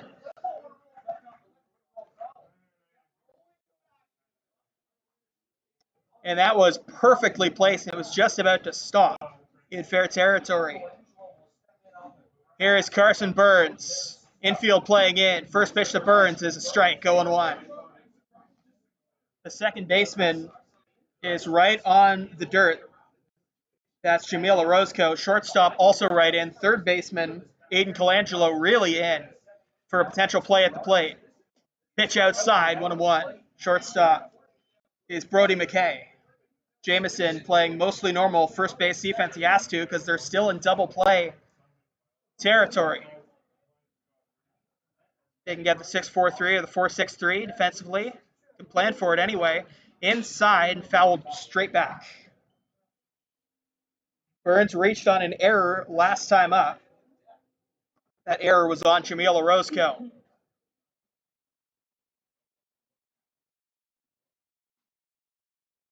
Second baseman went back and tried to make a great play, but it just didn't work out for him. Now the 1-2. Hit to right field. Solid contact. It's going to get down for a base hit. Rio's going to score. Throw comes in.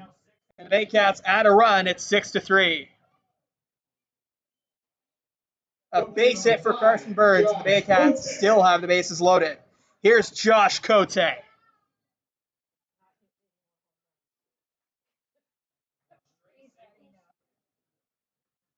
4 straight base hits.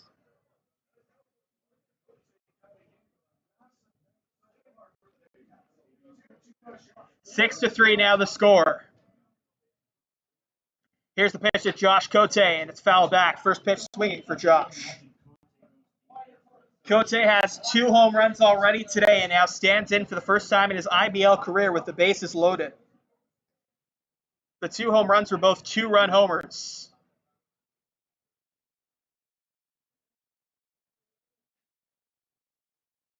Bases loaded, nobody out. Here it comes. Up high. You would understand, even with the bases loaded, by how it might pitch around Cote just a little bit and not give him too much to hit, because 2 home runs. 1 ball, 1 strike. Here it is. Swing and a miss, 1-2.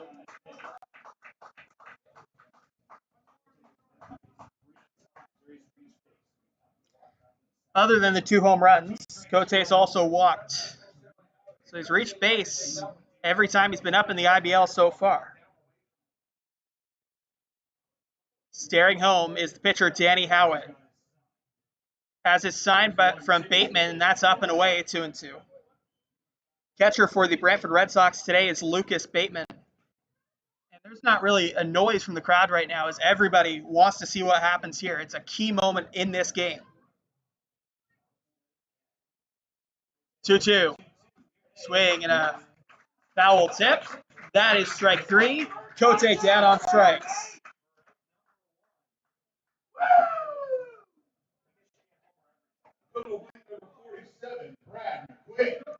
A round of applause for Danny Howard after he got the first out of the inning. And that'll bring up Brad McQuinn.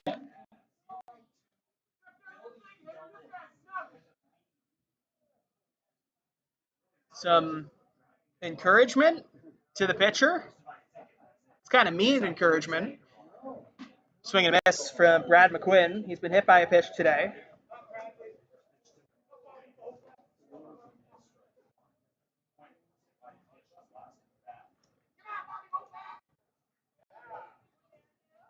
Bases loaded, 1 out.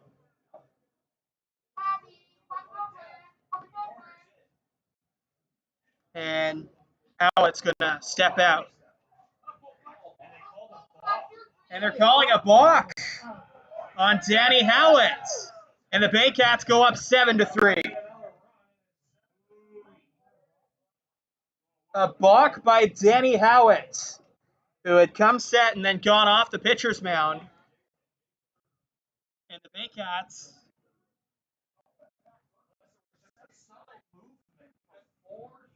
get a run.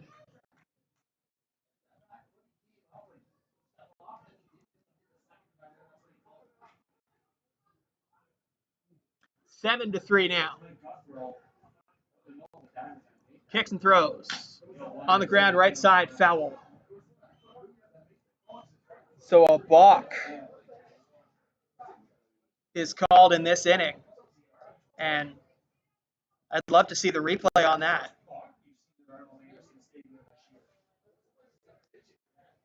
Runners on second and third, 1 out. Count 0-2 to Brad McQuinn. Kicks and throws. 1-2. And now the crowd noticing the strike zone changing a little bit.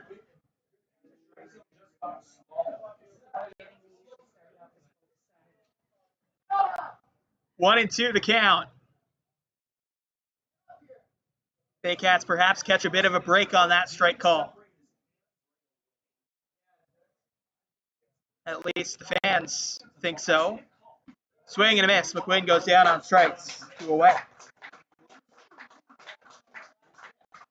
So a nice recovery so far in the inning after 4 straight hits with 2 strikeouts swinging. The crowd really kind of getting into it here.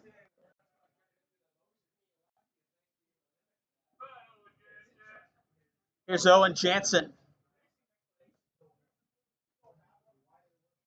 Jansen, left-handed hitter against the left-handed Danny Howitt. Comes home. First pitch swinging. It's inside and a strike. Inside part of the strike zone. That pitch was located beautifully by Howitt. Jansen trying to get his second hit of the game. Has a double today already. There's a strike, and it's 0-2.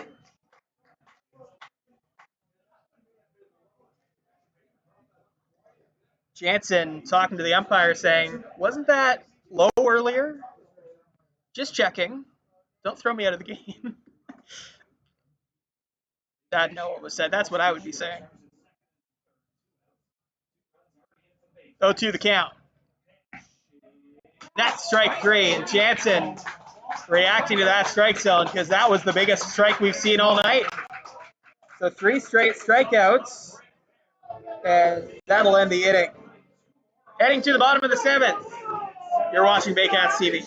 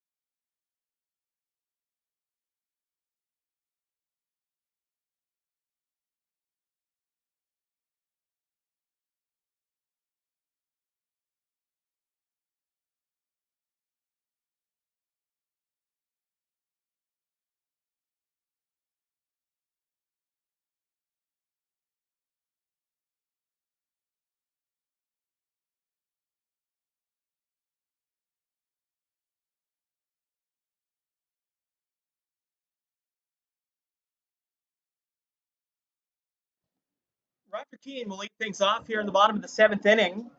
Fans, Baycats tickets are now available for every game at Vintage Throne Stadium this season. Head to barriebaycats.com/tickets to buy online or find a location close to you to find deals today. Roger Keane stands in. He has struck out twice against Benitez. He's out there for inning number 7. And the first pitch from Benitez is a ball. We're going to start hearing, I think, more discussions of this strike zone as the game goes on, because Jansen was not happy with it. That is up high, and it's 2-0.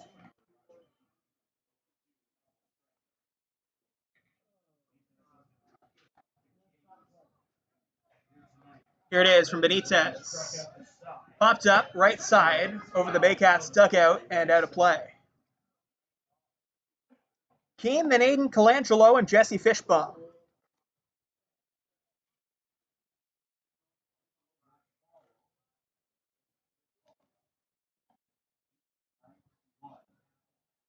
It has been an interesting game. That's hit to left field, and very well, but very foul as well. So Roger Keane, who has power, is hoping the next one of those goes fair. Then he might have extra bases. Baycats hoping that doesn't happen. Benitez ready, comes home, and that's a weak foul, straight back to the screen. Count now 2-2.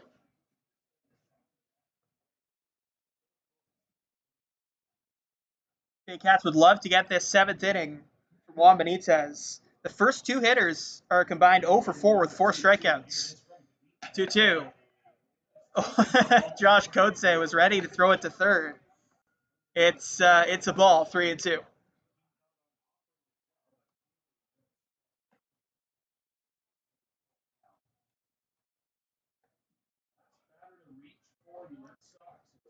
Keane ready.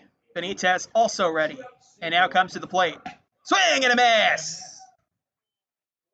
4th straight strikeout for Benitez.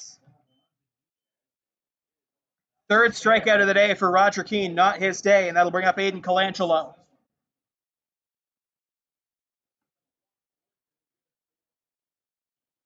Colangelo has struck out twice.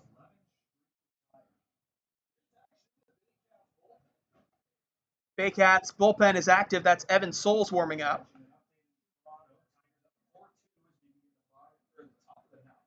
Benitez ready. Kicks and comes home. That's going to be hit to left center field, and that's a base hit. Aiden Colangelo with his first base hit of the game. The Baycats have given up a base runner here in the 7th.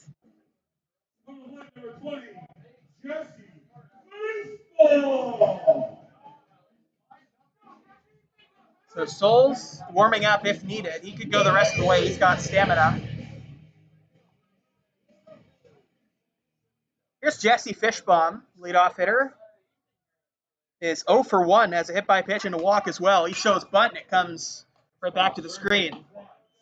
And if there was no screen there, that would have come right back to us. And I think Ann would have made a catch. No, she wouldn't. She's not quite as confident as I am. 0-1 coming up. That one's down low, 1-1. And Benitez takes a second, perhaps a little bit frustrated with that zone. And now steps back in, and the only thing he can do is just keep pitching. He's pitched well. 1 ball, 1 strike. Fouled away. Almost goes into the field of that minor baseball park over there. That game's concluded, by the way. I couldn't tell you the final score, but someone won. And it was the team that deserved to win. 1 ball, 2 strikes. Here it is. That one's fouled away again.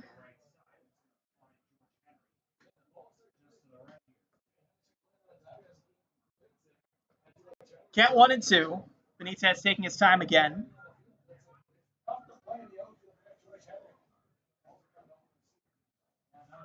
Now gets back into the batter's box. Bat over his shoulder. Stands tall and now steps out. So Benitez will have to do the signs all over again with Josh Cote behind the plate. He has a sign now. Fish bomb ready at the plate. Kicks and comes home, and that one gets away from Cote. Runner at second. The throw goes to second. It is in time, but too high. So Colangelo up to second with the stolen base. First stolen base of the game. That ball was in time. It was just too high. Cote got to his feet and got the throw just in time after looking for that ball, but it was just high. So if the tag was applied, it would have been too late at that point. So Fishbaum now with a runner in scoring position, and Benitez steps off again. He's having trouble finding the pitch he wants with Cote. 2 balls, 2 strikes. 1 out here in the inning. Here it is. That is strike 3 called. Inside corner. Fishbaum doesn't like it, and there's 2 away.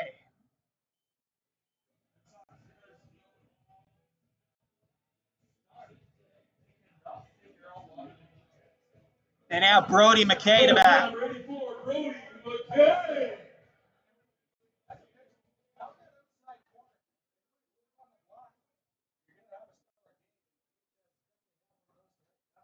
Here's McKay. First pitch to him is a strike. And what Benitez has done has established the strike zone and earned strikes.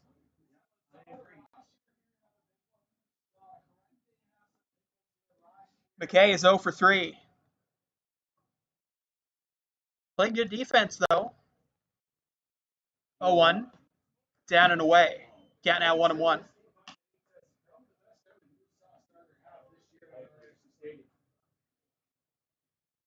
Benitez stares in.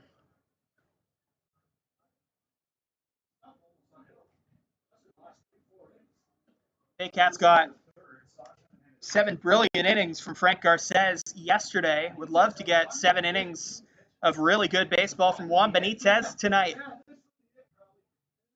Has his sign, looks back at the runner, looks back again, now kicks and comes home. That's a strike, 1-2. For the Baycats in the 8th, it'll be the top of the order. Gary Doyle, Familia, Rio. Familia discussing the signs with Cote. Now has it. Stretches his glove over his head. Now stares in. Confirms it. Still staring in at Cote. Now he's got the sign. Glove up by the chest. Looks back at the runner. Kicks and throws. Fouled away left side. Count 1-2.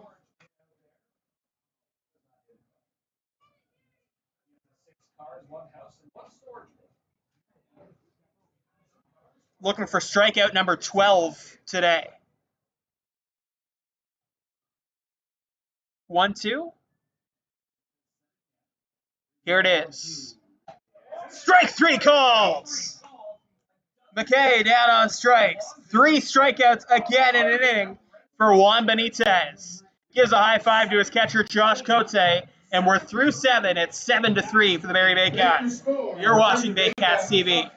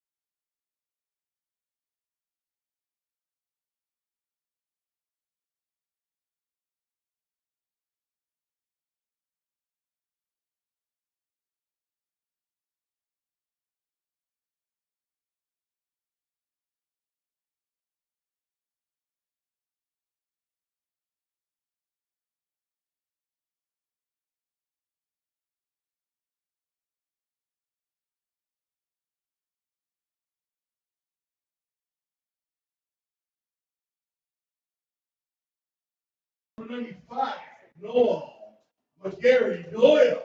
Noel McGarry-Doyle will lead things off the Barrie Baycats here in the 8th inning. Patrick Melbourne here with you. 8th inning brought to you by Mr. Lawn Care and Landscaping.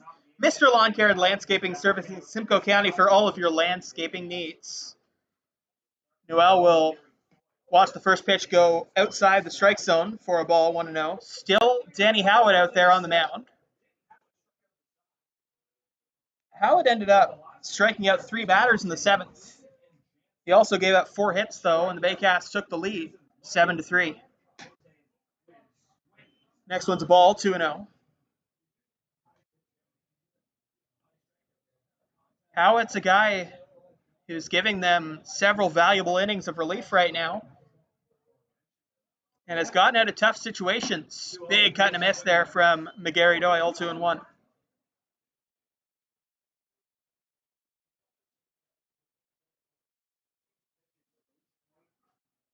Lefty-lefty matchup. 2-1, now comes home. That's outside, 3-1. Juan Familia is on deck. Rick Pomerleau, the manager for the Brantford Red Sox, showing a lot of faith in Danny Howitt right now. Here's the 3-1. Inside, ball 4. So McGarry-Doyle leads off the inning with a walk. Number 22, Juan Familia.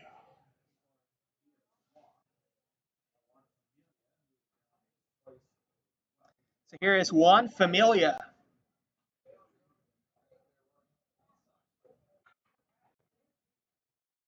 Familia, the left fielder today, has a hit by pitch and a walk.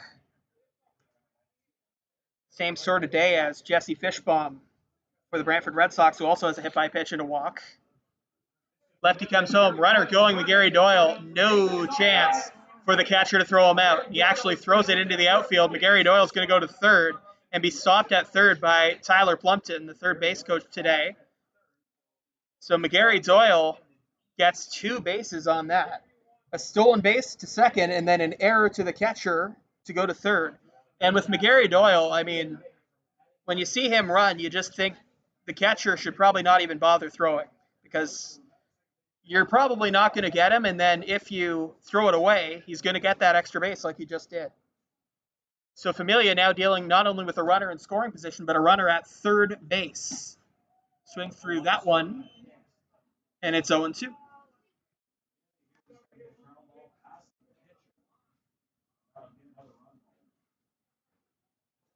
Still nobody out. McGarry-Doyle is the fastest runner in the IBL. 0-2. Left side, that gets through. That'll score McGarry-Doyle. A base hit for Juan Familia, and the Baycats go up 8-3.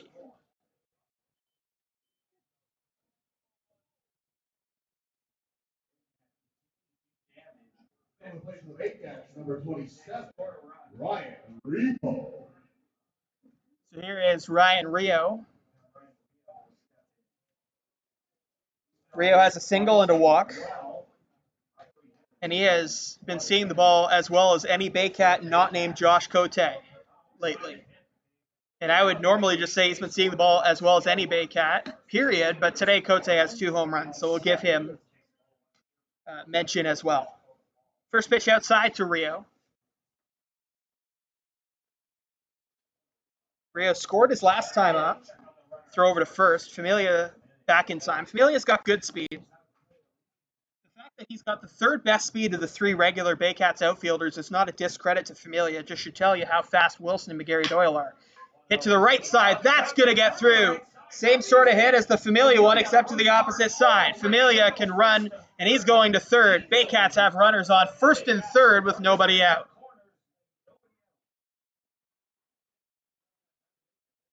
Number 15, Jake Wilson. Here's Jake Wilson. Now, you look at Jake Wilson, the way he's hit against Brantford as a coach who's coming out for the Red Sox. Wilson was 3 for 3 with 3 RBI and 2 walks against Brantford on July 10th.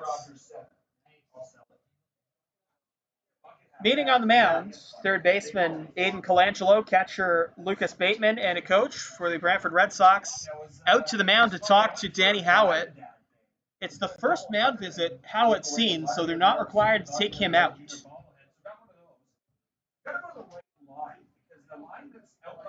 So a meeting that's taking a while, and now the home plate umpire going from behind the plate out to the mound. They're just telling Danny Howitt how to pitch to Jake Wilson, which is something Brantford pitchers have not done very well this season, frankly.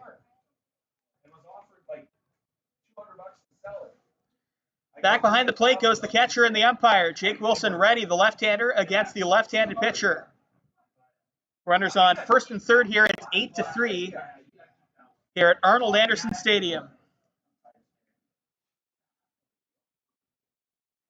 Pitch is outside.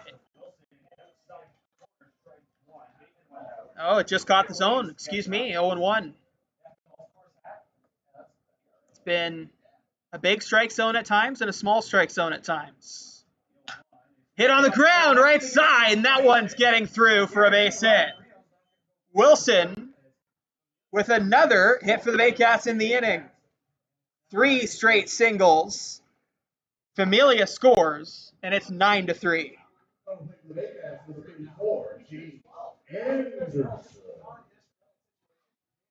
So here's James Anderson.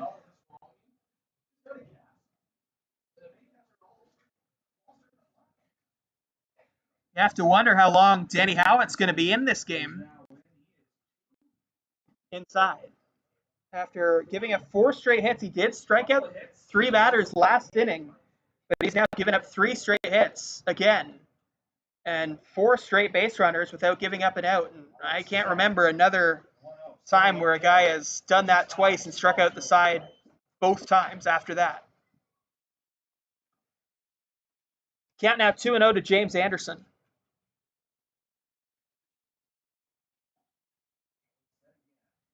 Ready on the mound, now comes home, and it's going to get the strike zone, 2-1. Anderson's been hit by a pitch and scored. He's also singled and flown out.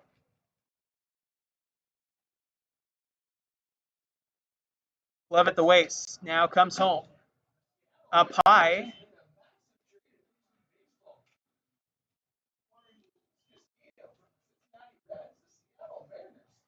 And I'm overhearing from the Red Sox broadcast that there was a major move in Major League Baseball. 3-1 is hit over the second baseman. That's a base hit.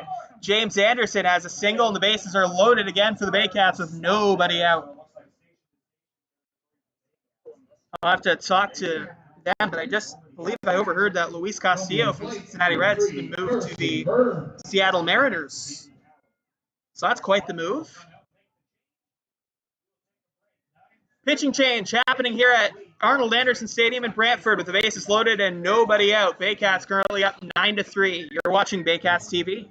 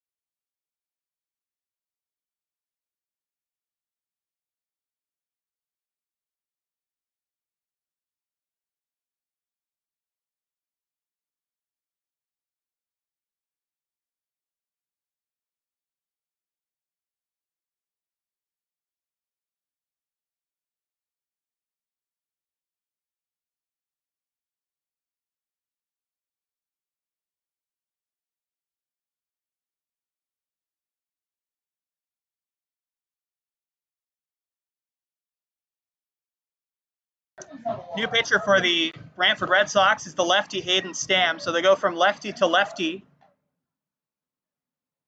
on the pitcher's mound. Stam will be the third pitcher of the day after Danny Howitt and Bennett Moore. He'll be facing James Anderson, Carson Burns, and Josh Kotek. The bases are loaded with nobody out. It's the second inning in a row with Baycats have done that. And we'll see if Sam can do now what Howitt did earlier in the game, coming into the game and only limiting the Baycats to a single run in this scenario.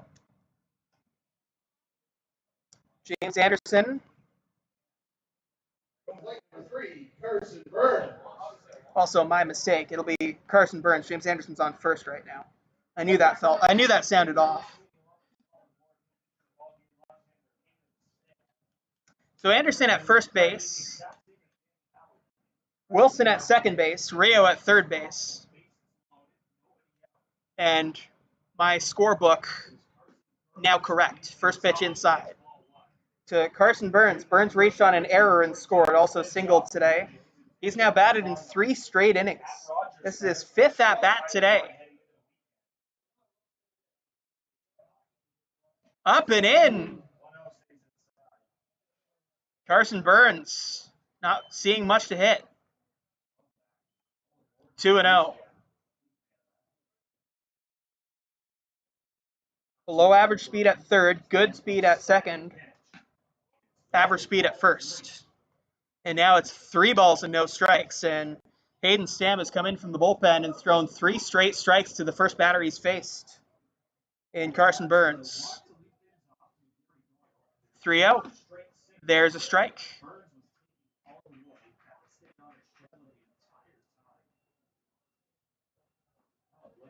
And now a 3-1 count.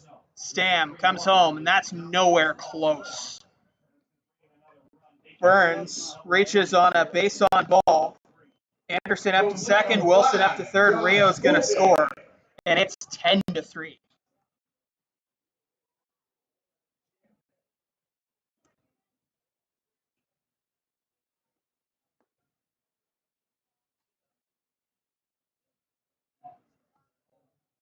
Baycats up into double digits now in the score. And that'll bring up Josh Cote, who has 2 home runs today. Base is still loaded. Nobody's still out. Up and in.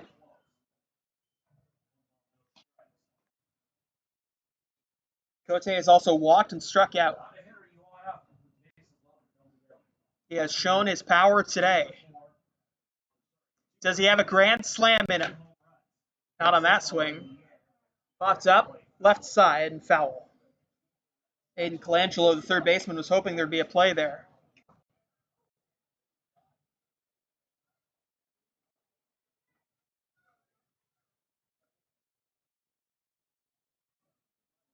One the count. Good speed at third, average speed at second, good speed at first. 1-1. Popped up.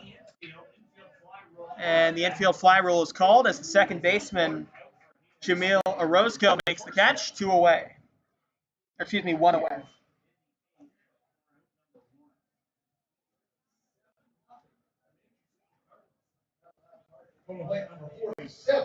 Brad McQuinn. So 1 out now, and that'll bring up Brad McQuinn.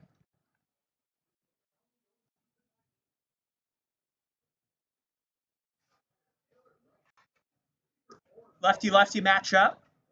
First pitch to McQuinn is a strike.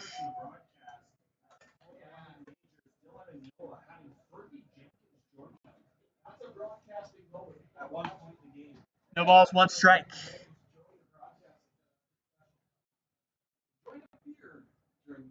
Kicks and throws. There's a strike. Strike's not opening up just a little bit again, and it's 0-2.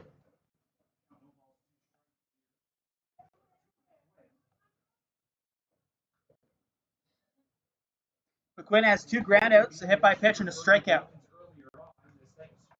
Hayden Stam ready. Kicks and throws. McQuinn has the timing, and he gets the base hit. It's through into left field under the glove of Aiden Colangelo. Wilson's going to score, and it's 11-3. Number 14, Owen Jansen. Anderson to third, Burns to second, McQuinn up to first. The only question really is whether that's a hit or an error.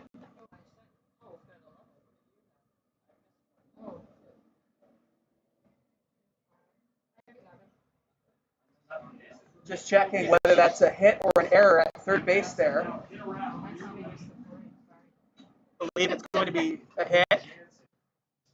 First pitch to Jansen's hit to center field. That one's fairly deep, but not trouble. Fishbaum's under it, and that's the second out. Tagging and scoring is Anderson. He's going to score, and it's 12-3.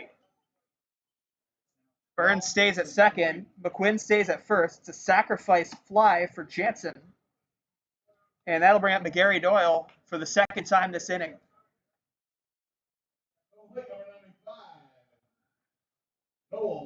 Gary Doyle.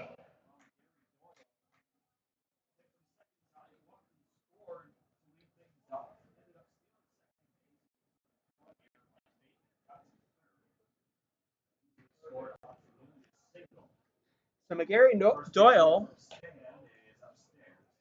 watches the pitch goes up high, 1-0. Good speed at second with Burns.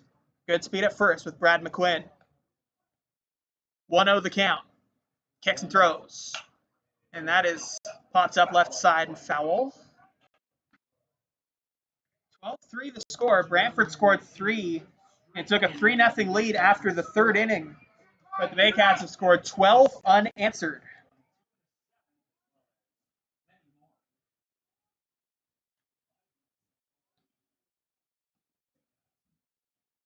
One the count. Kicks and throws. That's way up and in. And Stam has lost the strike zone a little bit. 2-1.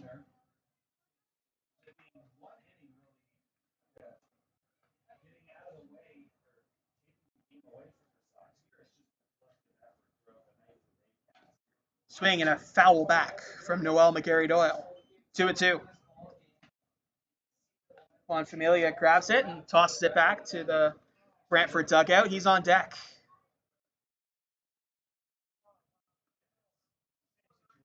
Two balls, two strikes, 2 out here in the 8th. 12-3 the score. Kicks and throws. On the ground, right side, foul. We'll do it again, 2-2. Infield playing normal defensive-wise right now. No shift on.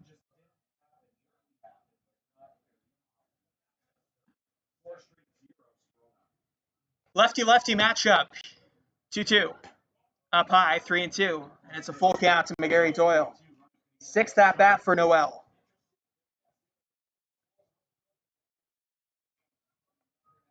Action in the Baycats bullpen. Again, it's Riley Hoover now.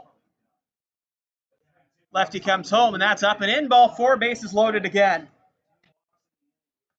Burns to third, McQuinn to second. Second walk of the inning for Noel.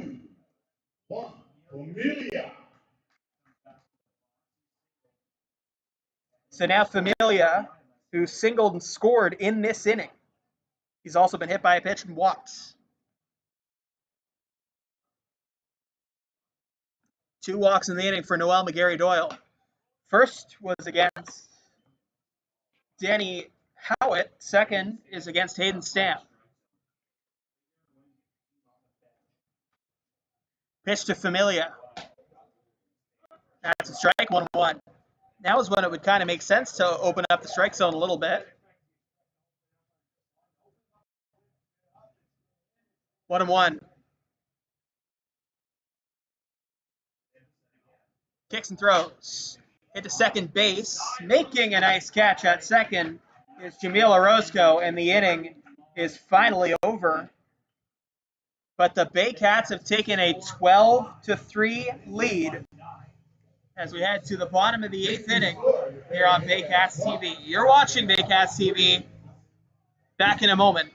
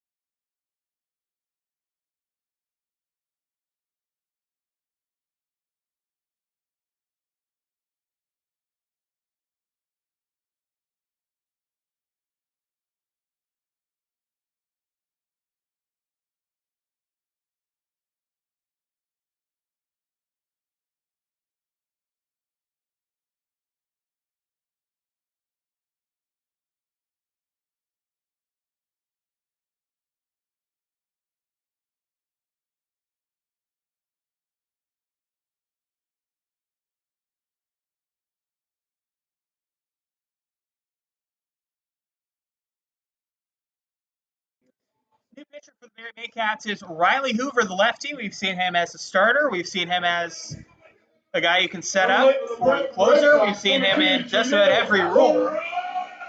Today his role will be to shut down the Brantford Red Sox in the 8th and maybe just go the rest of the way since he can give them several innings. It'll be Jamil Orozco, then Nick Burdett, and Liam Sutherland.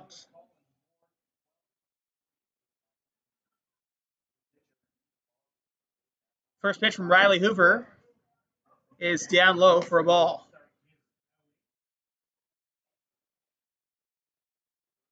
Orozco is singled, lined out, and grounded out. And what an outing for Juan Benitez. Baycats finally going to their bullpen for the first time today. Benitez struck out the side twice. He struck out 3 in an inning again after that. And that's how he ended the day. Count now 1-1 from Riley Hoover to Jamil Orozco.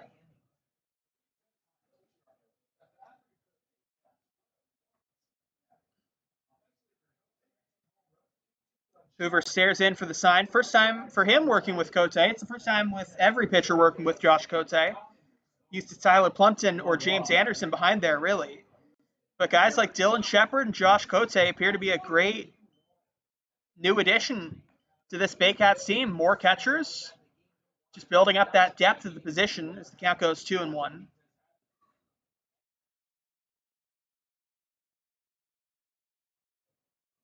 Crowd silent as they watch Hoover versus Orozco, 2-1.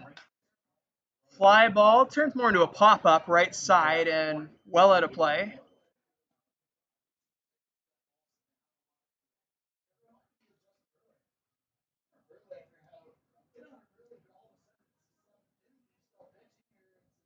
The highlight for the Brantford Red Sox offensively today has been Liam Sutherland, a couple of doubles early on. He scored in both of them. Scored after a single by Spencer Jamison and a double by Lucas Bateman, 2-2. Right side again foul, basically the same place.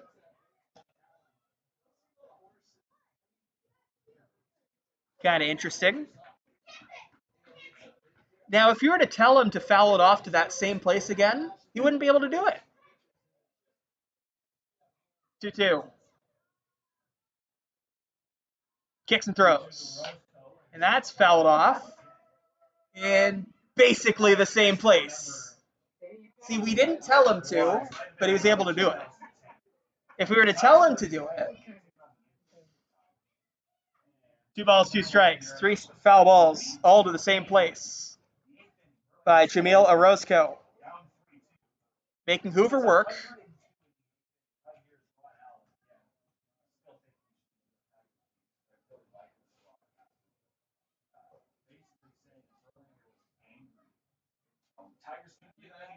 Hoover kicks and throws. That's down and in. And the count goes full.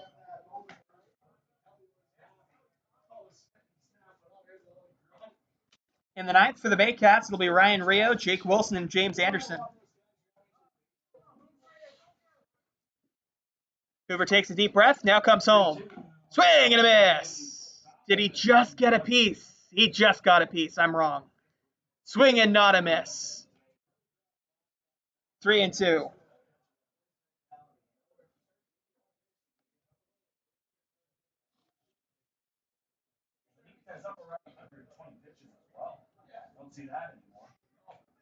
Hoover steps back on the mound.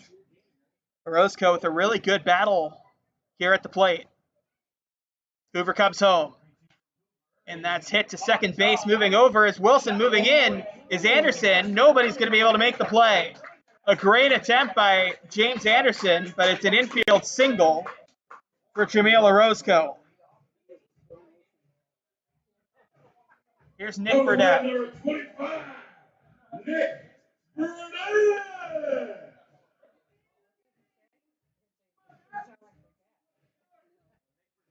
So here is Burdett. He's grounded out 3 times today, twice to Jake Wilson at second base, once to third base, and Owen Jansen.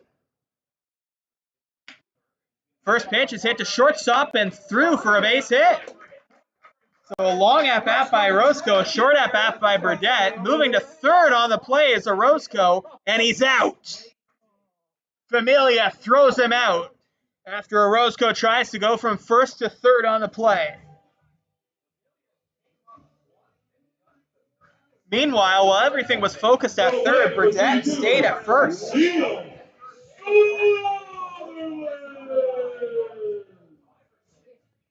So now 1 out and a runner on first here at the bottom of the 8th inning.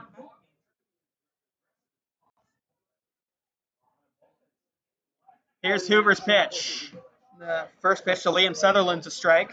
Mentioned Sutherland's 2 doubles.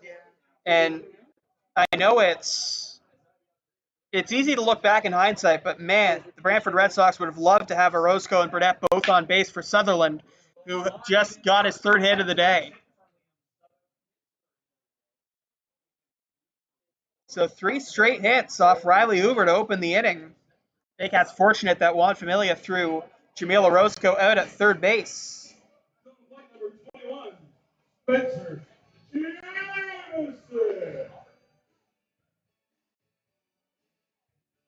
Here's Spencer Jameson. Reached base on an infield hit in the 2nd and scored. Also singled in the 3rd and struck out in the 6th. That 6th inning strikeout was part of a 1-2-3 inning for Benitez where he struck out the side. Jameson takes a strike, 0-1.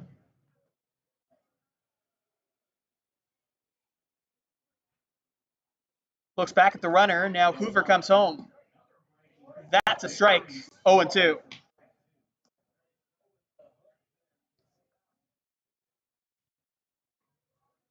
Better speed at first with Sutherland than at second with Burdett. 0-2. And Hoover steps off.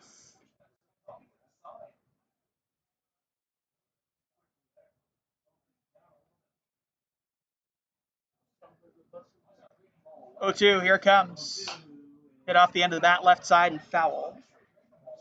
Fans, Baycats tickets are now available for every game at Vintage Throne Stadium this season. Head to barriebaycats.com/tickets to buy online or find a location close to you to find deals today. Riley Hoover trying to get out of this jam. 2 on, only 1 out, and Hoover steps off again. He's working with a new catcher today, Josh Cote, and sometimes it takes a little while to get on the same page with a pitcher or a catcher.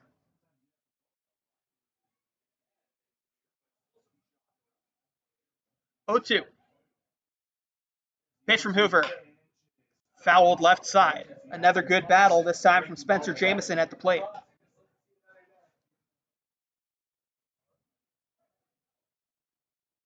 Lucas Bateman's on deck. Bateman's had a good day. Doubled, reached on a fielder's choice. I guess the fielder's choice ended the inning, so he would have reached on a fielder's choice if it hadn't ended the inning. Reached safely in the 2nd with that double.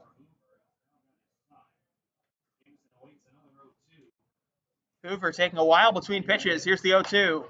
Another foul ball. And you'd think both Hoover and Jameson are starting to get frustrated at this point. Hoover frustrated that he's not out of the inning. Jameson frustrated a little bit that he hasn't reached a little more solid contact with one of these pitches.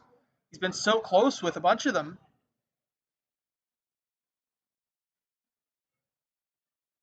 Hoover with the glove. Up on his chest, takes a deep breath, looks back, now comes home. Down low, 1-2. And somehow, in this long at-bat, that's the first ball.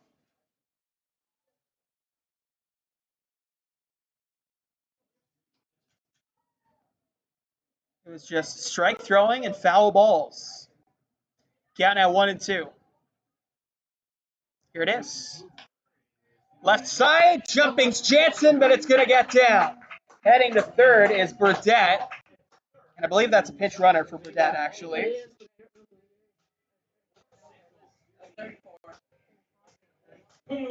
Someone wearing number 34 is not listed on my roster, if I'm honest.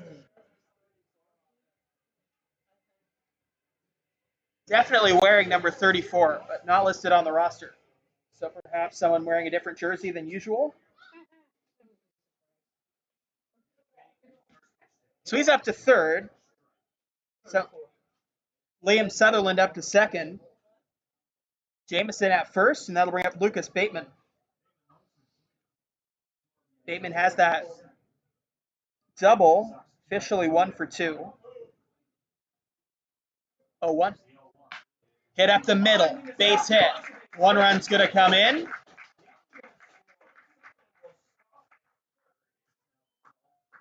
Sutherland to third, Jamison to second, base hit for Lucas Bateman, and suddenly it's 12-4. Number 14, Roger King.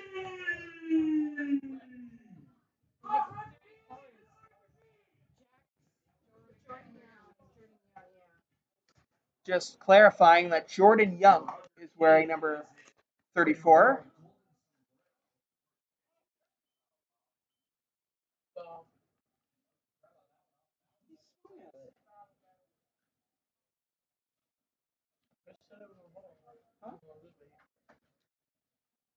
Roger Keane standing in. That distinct batting stance, righty batter against the lefty pitcher. Here's the 0-1, and it's up high, 1-1.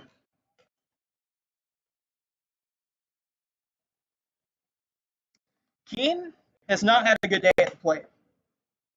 3 at-bats, 3 strikeouts, all swinging against Juan Benitez. He's very happy to see a different pitcher out there.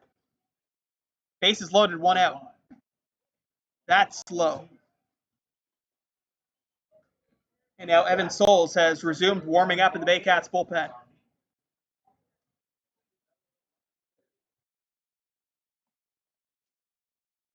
Two one. Here it is, and it's up high. Off speed, did not curve the way Hoover wanted it to, and it's 3-1.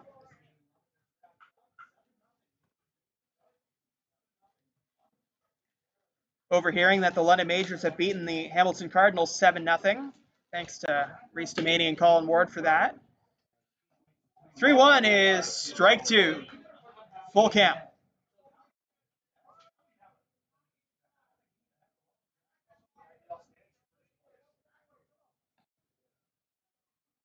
Three balls, 2 strikes. Riley Hoover trying to get out number 2 in the inning.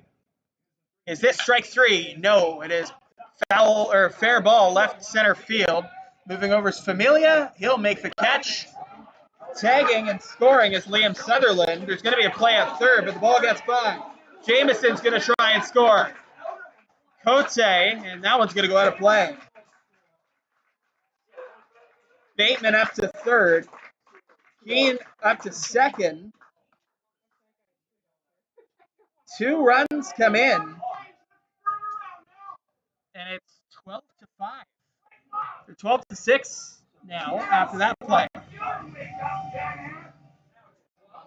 So after only scoring 3 runs after 3 innings, or after 7 innings of this game, all of them that came in the first 3 innings, they have now added 3 more here in the 8th that are still threatening with runners on second and third.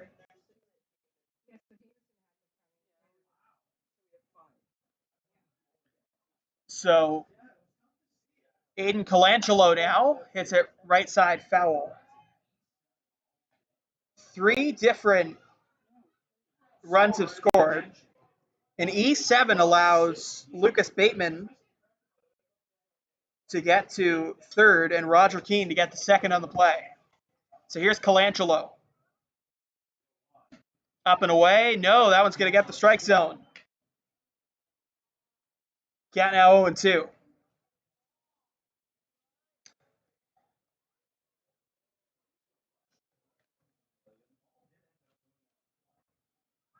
Here's the 0-2.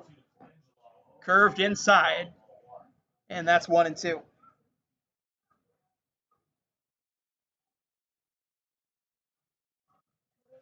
Riley Hoover working with 2 outs in the inning.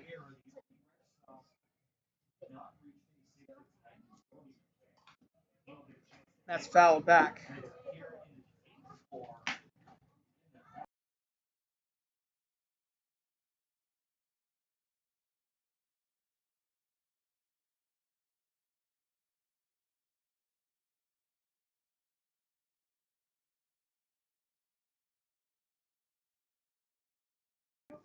1-2. That's strike 3. Second out of the inning.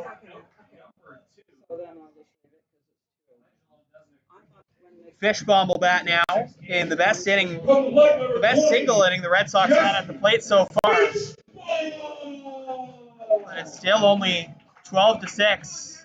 So Riley Hoover will be given another batter. And why wouldn't he after the strikeout?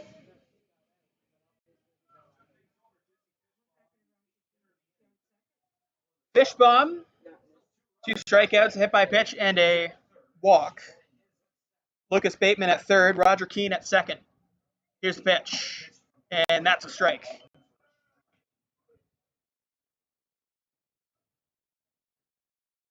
Fishbomb entered today with a .231 batting average, an on-base percentage of .311.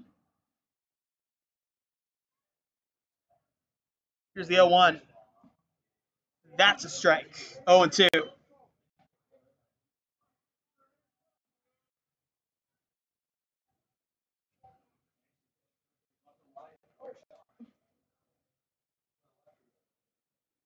Stepping back in is Jesse Fishbomb.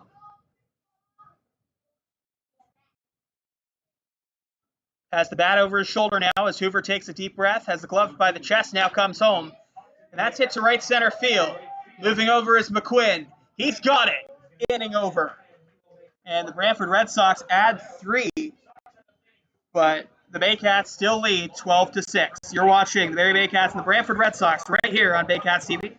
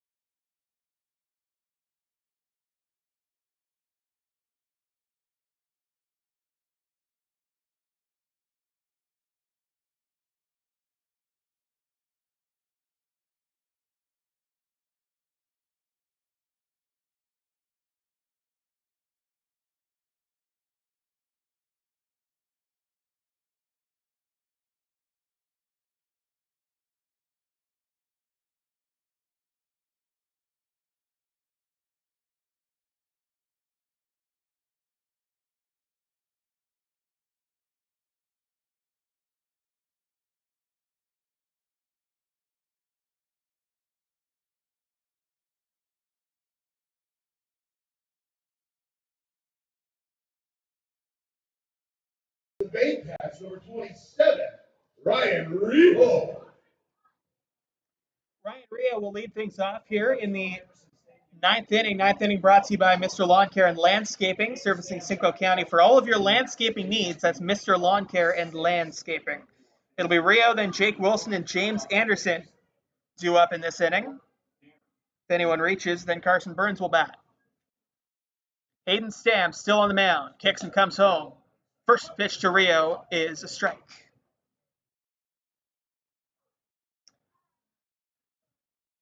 Baycats batted around last inning.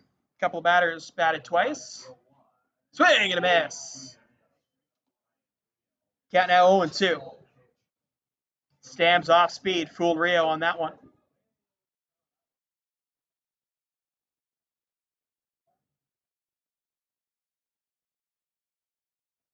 Rio stands back in. That almost horizontal over his shoulder. Here's the 0-2. On the ground, right side. Moving over is Jamil Orozco. Gets it over to first to Spencer Jameson, one away. Number 15, Jake Wilson. Here's the second baseman, Jake Wilson. Wilson, not normally the second baseman for this team, but has played very well defensively there tonight. Wilson has 2 singles in the last 2 innings. Ended up scoring on a balk in the 7th. Ended up scoring on a base hit in the 8th. Here's the 0-1. Outside, 1-1.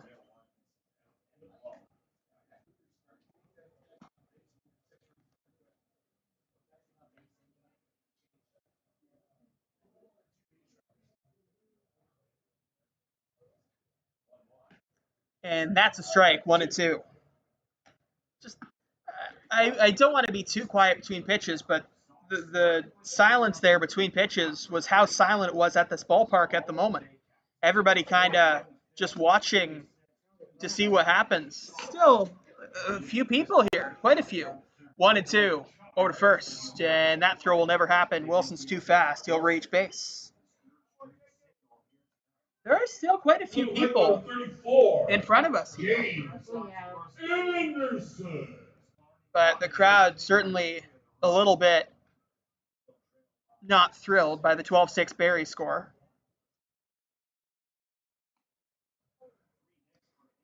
James Anderson standing in. He's reached base via the single his last 2 plate appearances. Again, 3rd straight inning batting for Anderson. First pitch swinging is popped up. Our direction and into the stand. Someone doesn't make the play. Someone wearing a Baycats shirt. Love it. Baycats fans traveling.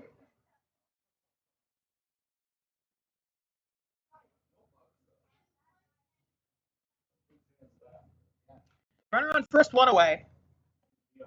Pitch to Anderson is down and in. Count now 1-1.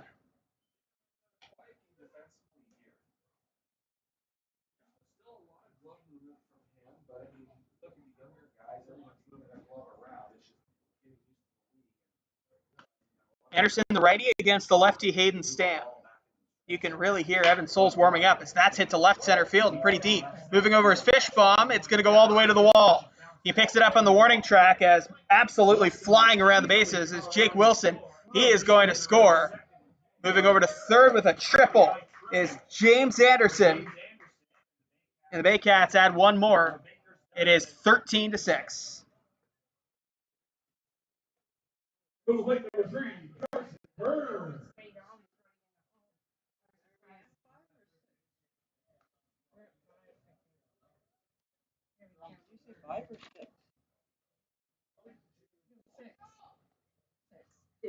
Stam ready, now dealing with a runner at third base and still only 1 out. Here's Carson Burns.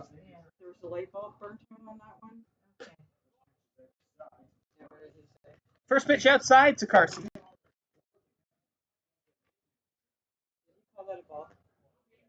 It is 1-0. Lefty to the lefty hitter is that's inside, 2-0.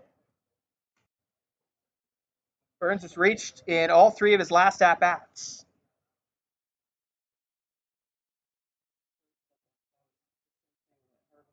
Here's the 2-0. Hit to right field and well, but foul.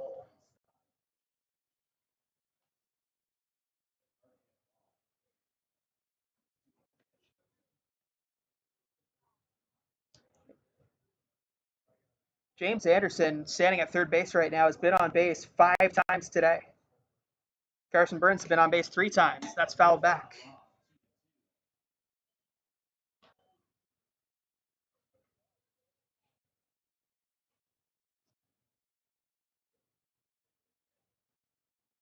Two balls, 2 strikes.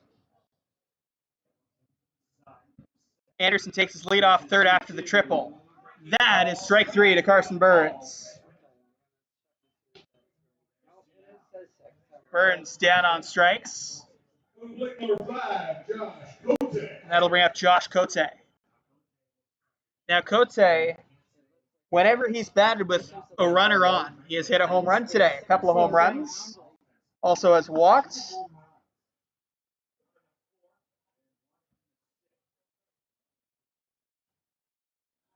Here's the 2-2, or excuse me, here's the first pitch, and that is fouled straight back.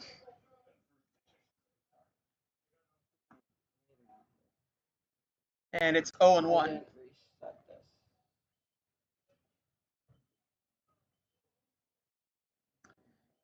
Cote, the right-handed hitter, against Stam, the lefty, on the mounds. That's fouled, or excuse me, that's outside. Yeah, 1-1.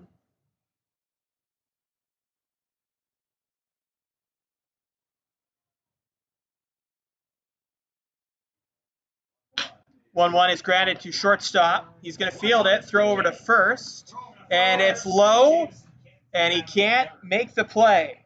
Anderson's going to score. Cote reaches on the error at first base. And the Baycats are up 14-6.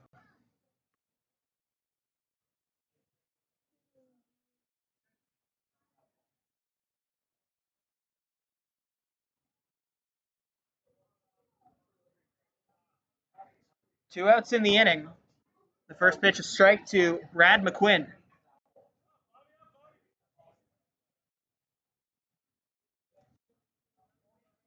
Hayden Stam trying to keep it at just the 2 runs that have crossed this inning. 14-6 the score. 0-1 is fouled away. Breaking ball up and in, and it just jammed him a little bit.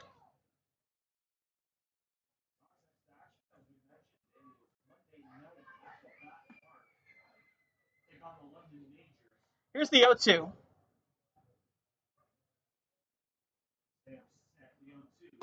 That's up high, 1-2. Try to waste a pitch there. Maybe see if Cote was running from first base. We haven't really seen whether Josh Cote is a stolen base threat yet or not. 1-2. Hit up the middle, and that's going to drop. Cote up to second, a base hit for Brad McQuinn.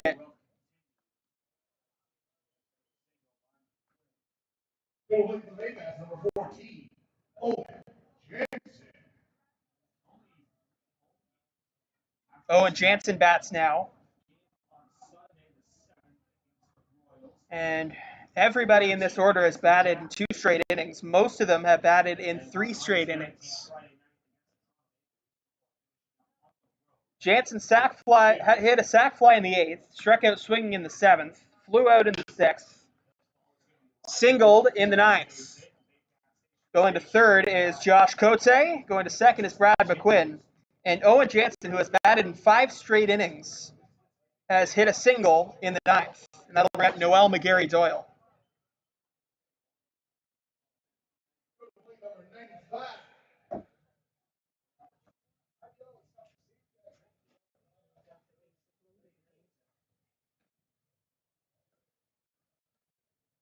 Bases loaded with 2 out. Noel McGarry Doyle to stand in. Fair ball right side, and that is mishandled at first base by Spencer Jamison. Cote is going to score, and it's 15-6. So that's, I would guess, an error at first base by Jamison. And McGarry Doyle is on for the 3rd time in 2 innings, and that'll bring up Juan Familia. Baycats Baycats up to 15 runs now.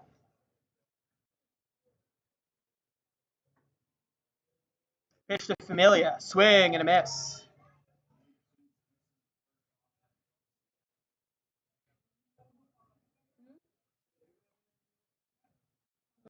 Count 0-1 to Juan Familia, who's batting for the third time in 2 innings as well.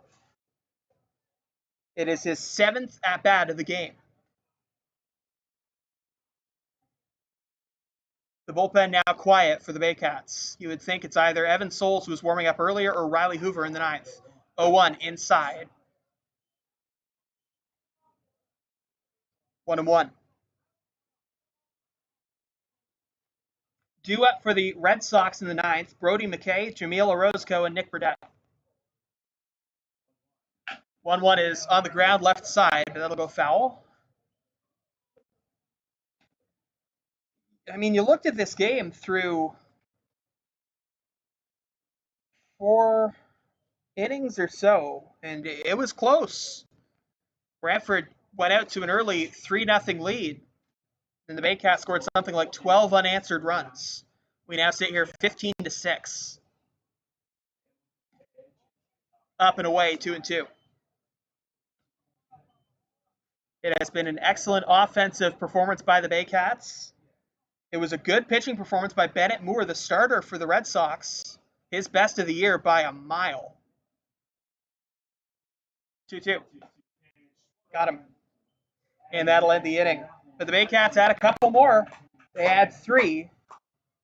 And we head to the bottom of the 9th. It is 15-6 for the Barrie Baycats. You're watching the Baycats and the Brantford Red Sox on Baycats TV.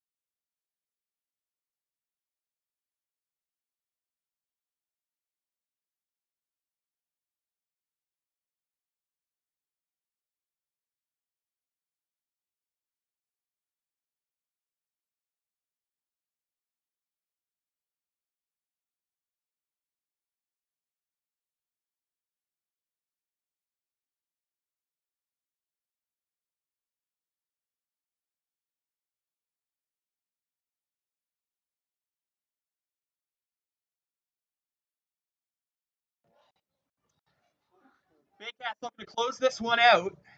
It has been a great offensive game for them. They're up 15-6.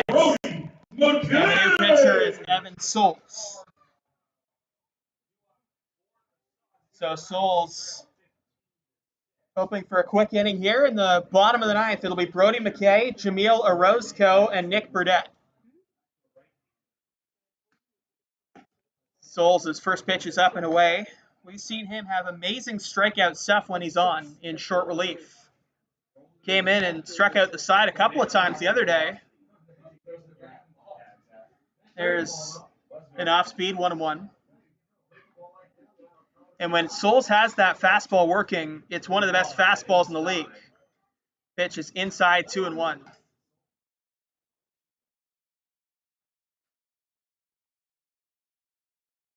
Evan Souls pitching to Josh Cote, who takes a little bit of dirt to reset his hand there. This is the fastest fastball he's dealt with so far in the IBL. Pitch upstairs, 3-1. Brodie McKay standing in there. He's struck out twice, popped up and flown out. He's 0 for 4. Here's the 3-1. That's a strike. 3-2.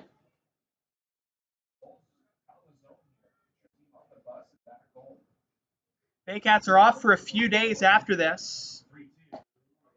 That is strike 3. Souls gets him on strikes. 1 away. Third strikeout for Brodie McKay today. Second looking, and there's 1 out.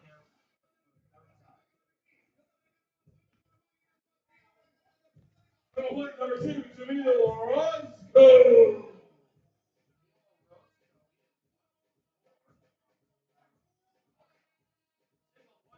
So Orozco stands in. First pitch from Souls is way up and way in, and Orozco kind of had to duck out of the way.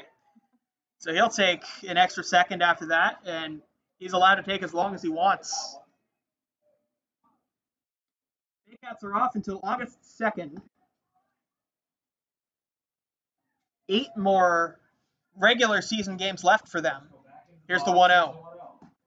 Down and away. 2-0. They'll face Guelph on the 2nd. That might not be on some of your team schedules because it was a rescheduled game. It is in Guelph. It's at 7:30. And then they're off until the 6th. 2-0 is fouled away. There's a lot of blank spots on the August calendar, I think, because they want to make room for rainouts. The July month was the busiest month that the Baycats had.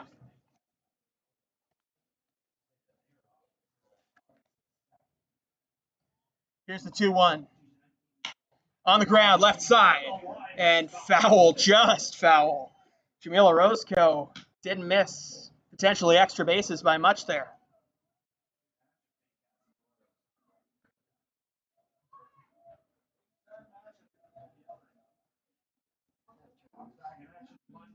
Two balls, 2 strikes.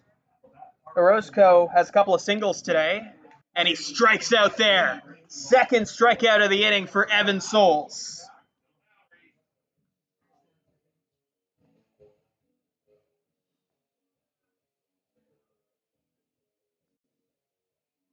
A reminder that every home game and select road games are available live on Baycats TV. Go to barriebaycats.com/TV to catch up on the 2022 game archive.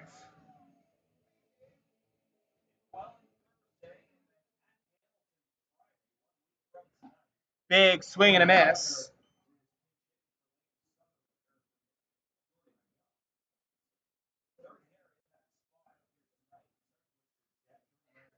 Here's the 0-1. That's fouled back.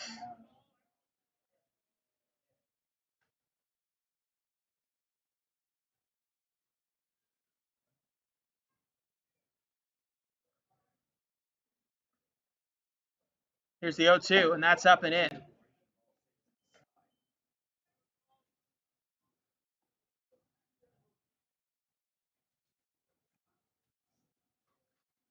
Here's the 1-2, up and in.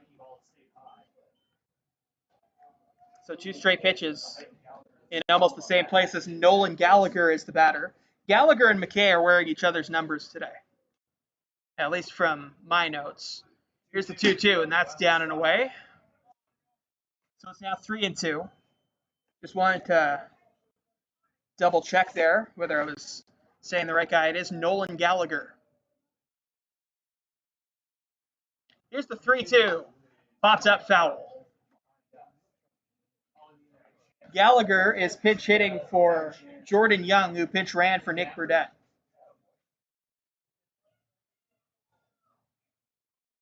Ready